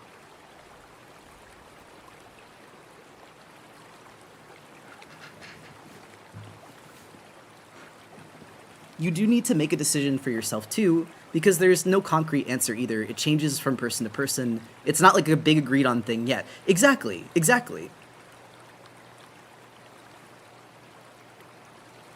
Gentle reminder to learn words before you start using them without context. I would say I would want that to be my takeaway from all of this, is that like, I would say if you hear a word and you don't know what it means, if it's your friends saying it, you can always just ask them. That's fine. Actually, like, it's good to ask people what they mean by when they're saying, like, what was it? We were talking about Omelas. We were saying Omela's child. And Chimera was like, I have no idea what that means. I'm so sorry, guys. You've said that a few times, and I don't know what you're referencing. And we, like, explained it to them. It's okay to admit you don't know something, and I actually really want more people to do that. Yeah, Omela's is, like, a short story about a utopia city where all of the suffering of the people in the city is distributed to one child that's locked in a basement. So the reason the utopia can exist is essentially because one child lives their entire life being tortured, and frequently it's used to say and like point to someone say, like that's kind of attached to their own suffering and like believing that everyone's happiness relies on their suffering to poke fun at it and be like, you know, you don't have to do this to yourself. You are not the Amella's child. All that to wrap around and say, we had said that a few times. Chimera didn't know what it was we were referencing, and then we were happy to explain. To do an Amella's to yourself. Yeah, you an Amella's to someone, usually yourself. Now that you guys always advocate for black people creators in your streams, it can feel so alienating being a black person in the furry art fandom, and I want that to be better. Like, I don't want that to be... Thank you for the compliment, because I want to say thank you. I do it because I want it to be changed so that that advocacy wouldn't be needed, it would just be inherent.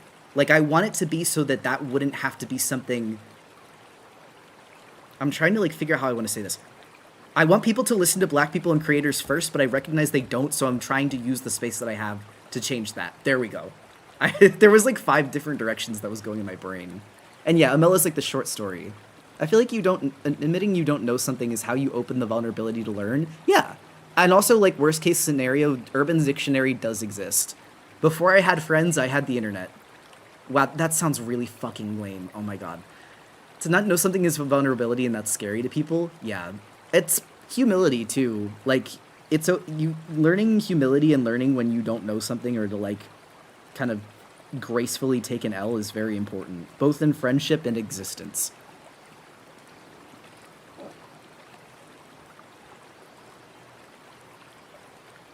I remember that story, we talked about it in middle school. Yeah, I think that's where I read it. It was either middle school or high school, and because of that, it's been like one of my favorite literary references to pull whenever talking about someone who's like torture obsessed. Hold on, I am layering color on. It's like very light still.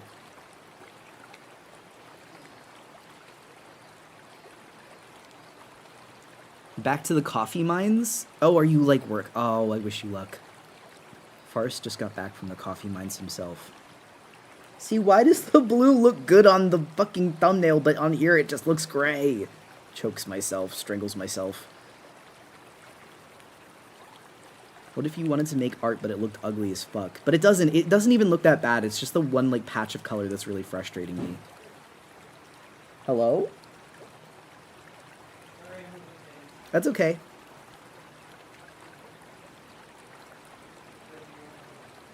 At what Will is a Zombie said, it's because people want to be seen as a good person more than they want to be seen as non-racist. Do you understand? Yeah, totally.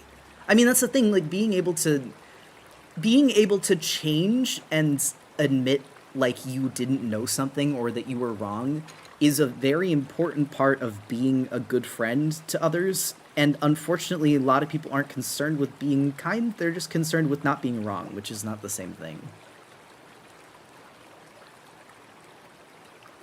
You need purple? But I don't fucking like the purple, I thought it looked ugly. You're probably right, though. Regrettably, you're probably right that it does need purple.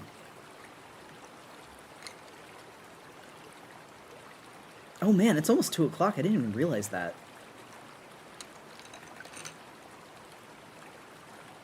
So you hate me? You hate my purple? No, because yours is good. It actually looks good when you use it. When I use it, I feel like I just, like, fucking Grimace came and shat on my paper. I thought you were reacting to a video, but then I realized you're just drawing. Oh yeah, I am.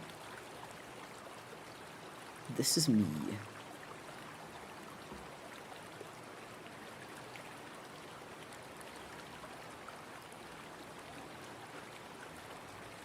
This is because you don't experiment with your purples enough. I know.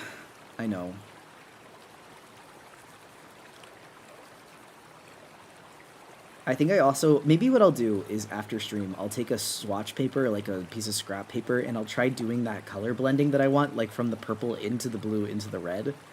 And if it looks bad, then I won't put it on the actual art piece, so I don't have to erase it and start all over if it overpigments the paper. Live critter reaction, but to my own art piece. That's how you know the content of streams have really taken a nosedive. How does your throat feel today? Admittedly, it's still kind of sore, but I had pain reliever and salt water rinse before stream, so it lasted until now, although I am starting to feel it again. Although, why do you keep getting blurry? Focus. Focus. Maybe if I push it in more?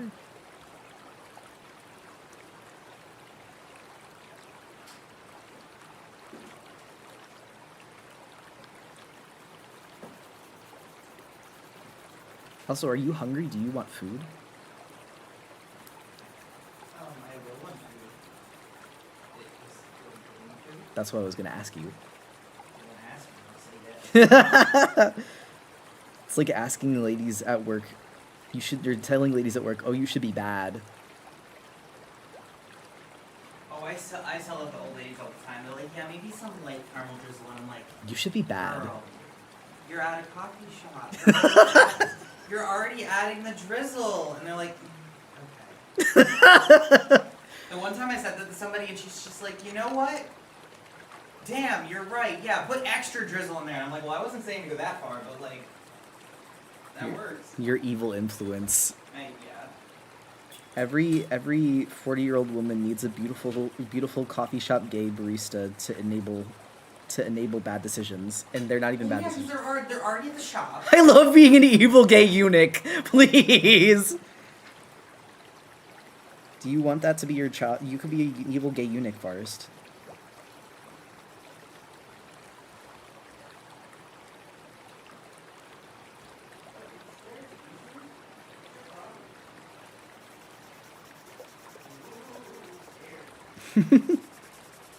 Who are you torturing? Oh wow, okay, never mind, that's fine. Buggy's not scared of anything. Thank you for taking the time and patience to answer your question. Aspen, I was going to say, I saw Aspen talking in chat too, which, thank you. I felt that I also have a sore in my mouth. I'm tired. I'm so tired. Release me from the fucking prison, the building.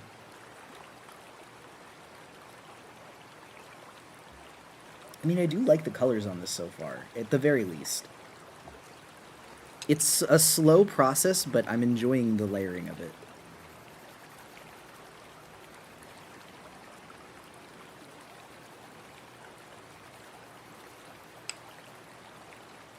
Of this topic, and it's really only by everyone being cool in here, I feel comfortable answering everyone's questions.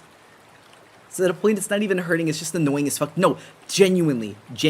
That's why I'm like, I'm tired of it. It's not even the pain that's annoying anymore. It's just inconvenient.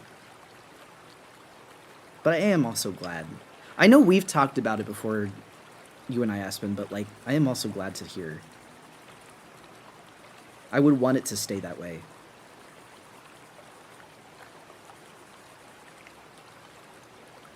I need this attack to be beautiful. I think this person also attacked us and they did like a really gorgeous piece. So this is like, I want the revenge to be good. Says, but I don't remember because I don't remember. I just know that they did because, hello, new subscriber, welcome in. What are we talking about? Just talking about, we were talking a little bit about like AAVE, talking about art fight attacks. We've hopped all over topic-wise today, but it's been fun. Though I may have to be ending soon just so that I can go get something to eat. And also because I want to practice the rendering for some of the shadows here to see if I hate it or not. I'm going to put some green on the pants too, because a lot of these things are like facing the leaves, so the shadow is going to be getting kind of green. I'm so green.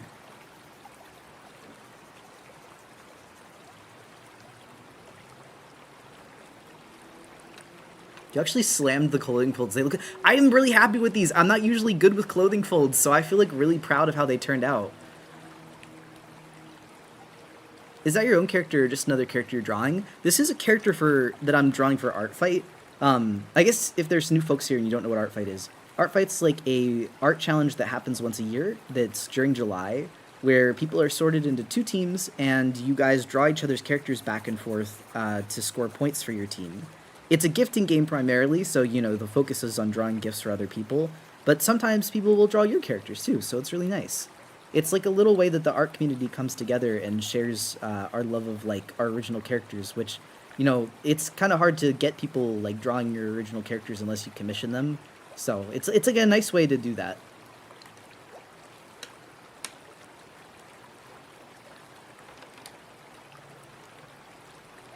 Also, I just joined stream a little bit ago. How long have you been streaming? About 2 hours now. I think, though, that means that's like the bell tolling for the end of stream. I am happy with how much I got done, though. I think, like, let's see. They extended ARTFIGHT by two days. So ARTFIGHT ends on the 2nd. It means I have 10 days left of ARTFIGHT. I think in 10 days, I can get this piece done, and then I have one other piece that I've already started. And then Sky has 3 they've started. Hold on. So I have this one that I started. I have this one that I started. And this, like, the character's mostly drawn and rendered and everything. The only thing I was thinking is I might do, like, little chibis here, because I think that would, like, fill out the composition of the piece. And also I want to work more on the graffiti, because it's, like, kind of... It could use more detail right now. But I kind of want it to be like a door nameplate or like a sticker, you see.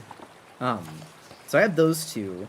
Sky started this one yesterday and wants to finish this one, and then they started this one I think last week, and then this one I have no idea, honestly. I don't know when they started. This is just a chibi. But I'm excited to get these done. I think this is very achievable in the time that we have left. You know, it might be harder if anyone else adds more pieces, but I think that the ones we've already started are very, very doable to get done. And if we focus on those and then do more, that's perfectly fine. You can add paint dripping on the graffiti. That's actually pretty smart. I could do that. Anyway, all that said, thank you very much for coming. I am going to end and probably go grab something to eat and then keep working on my colored pencil piece. But until then, I will see you guys next week. And ciao.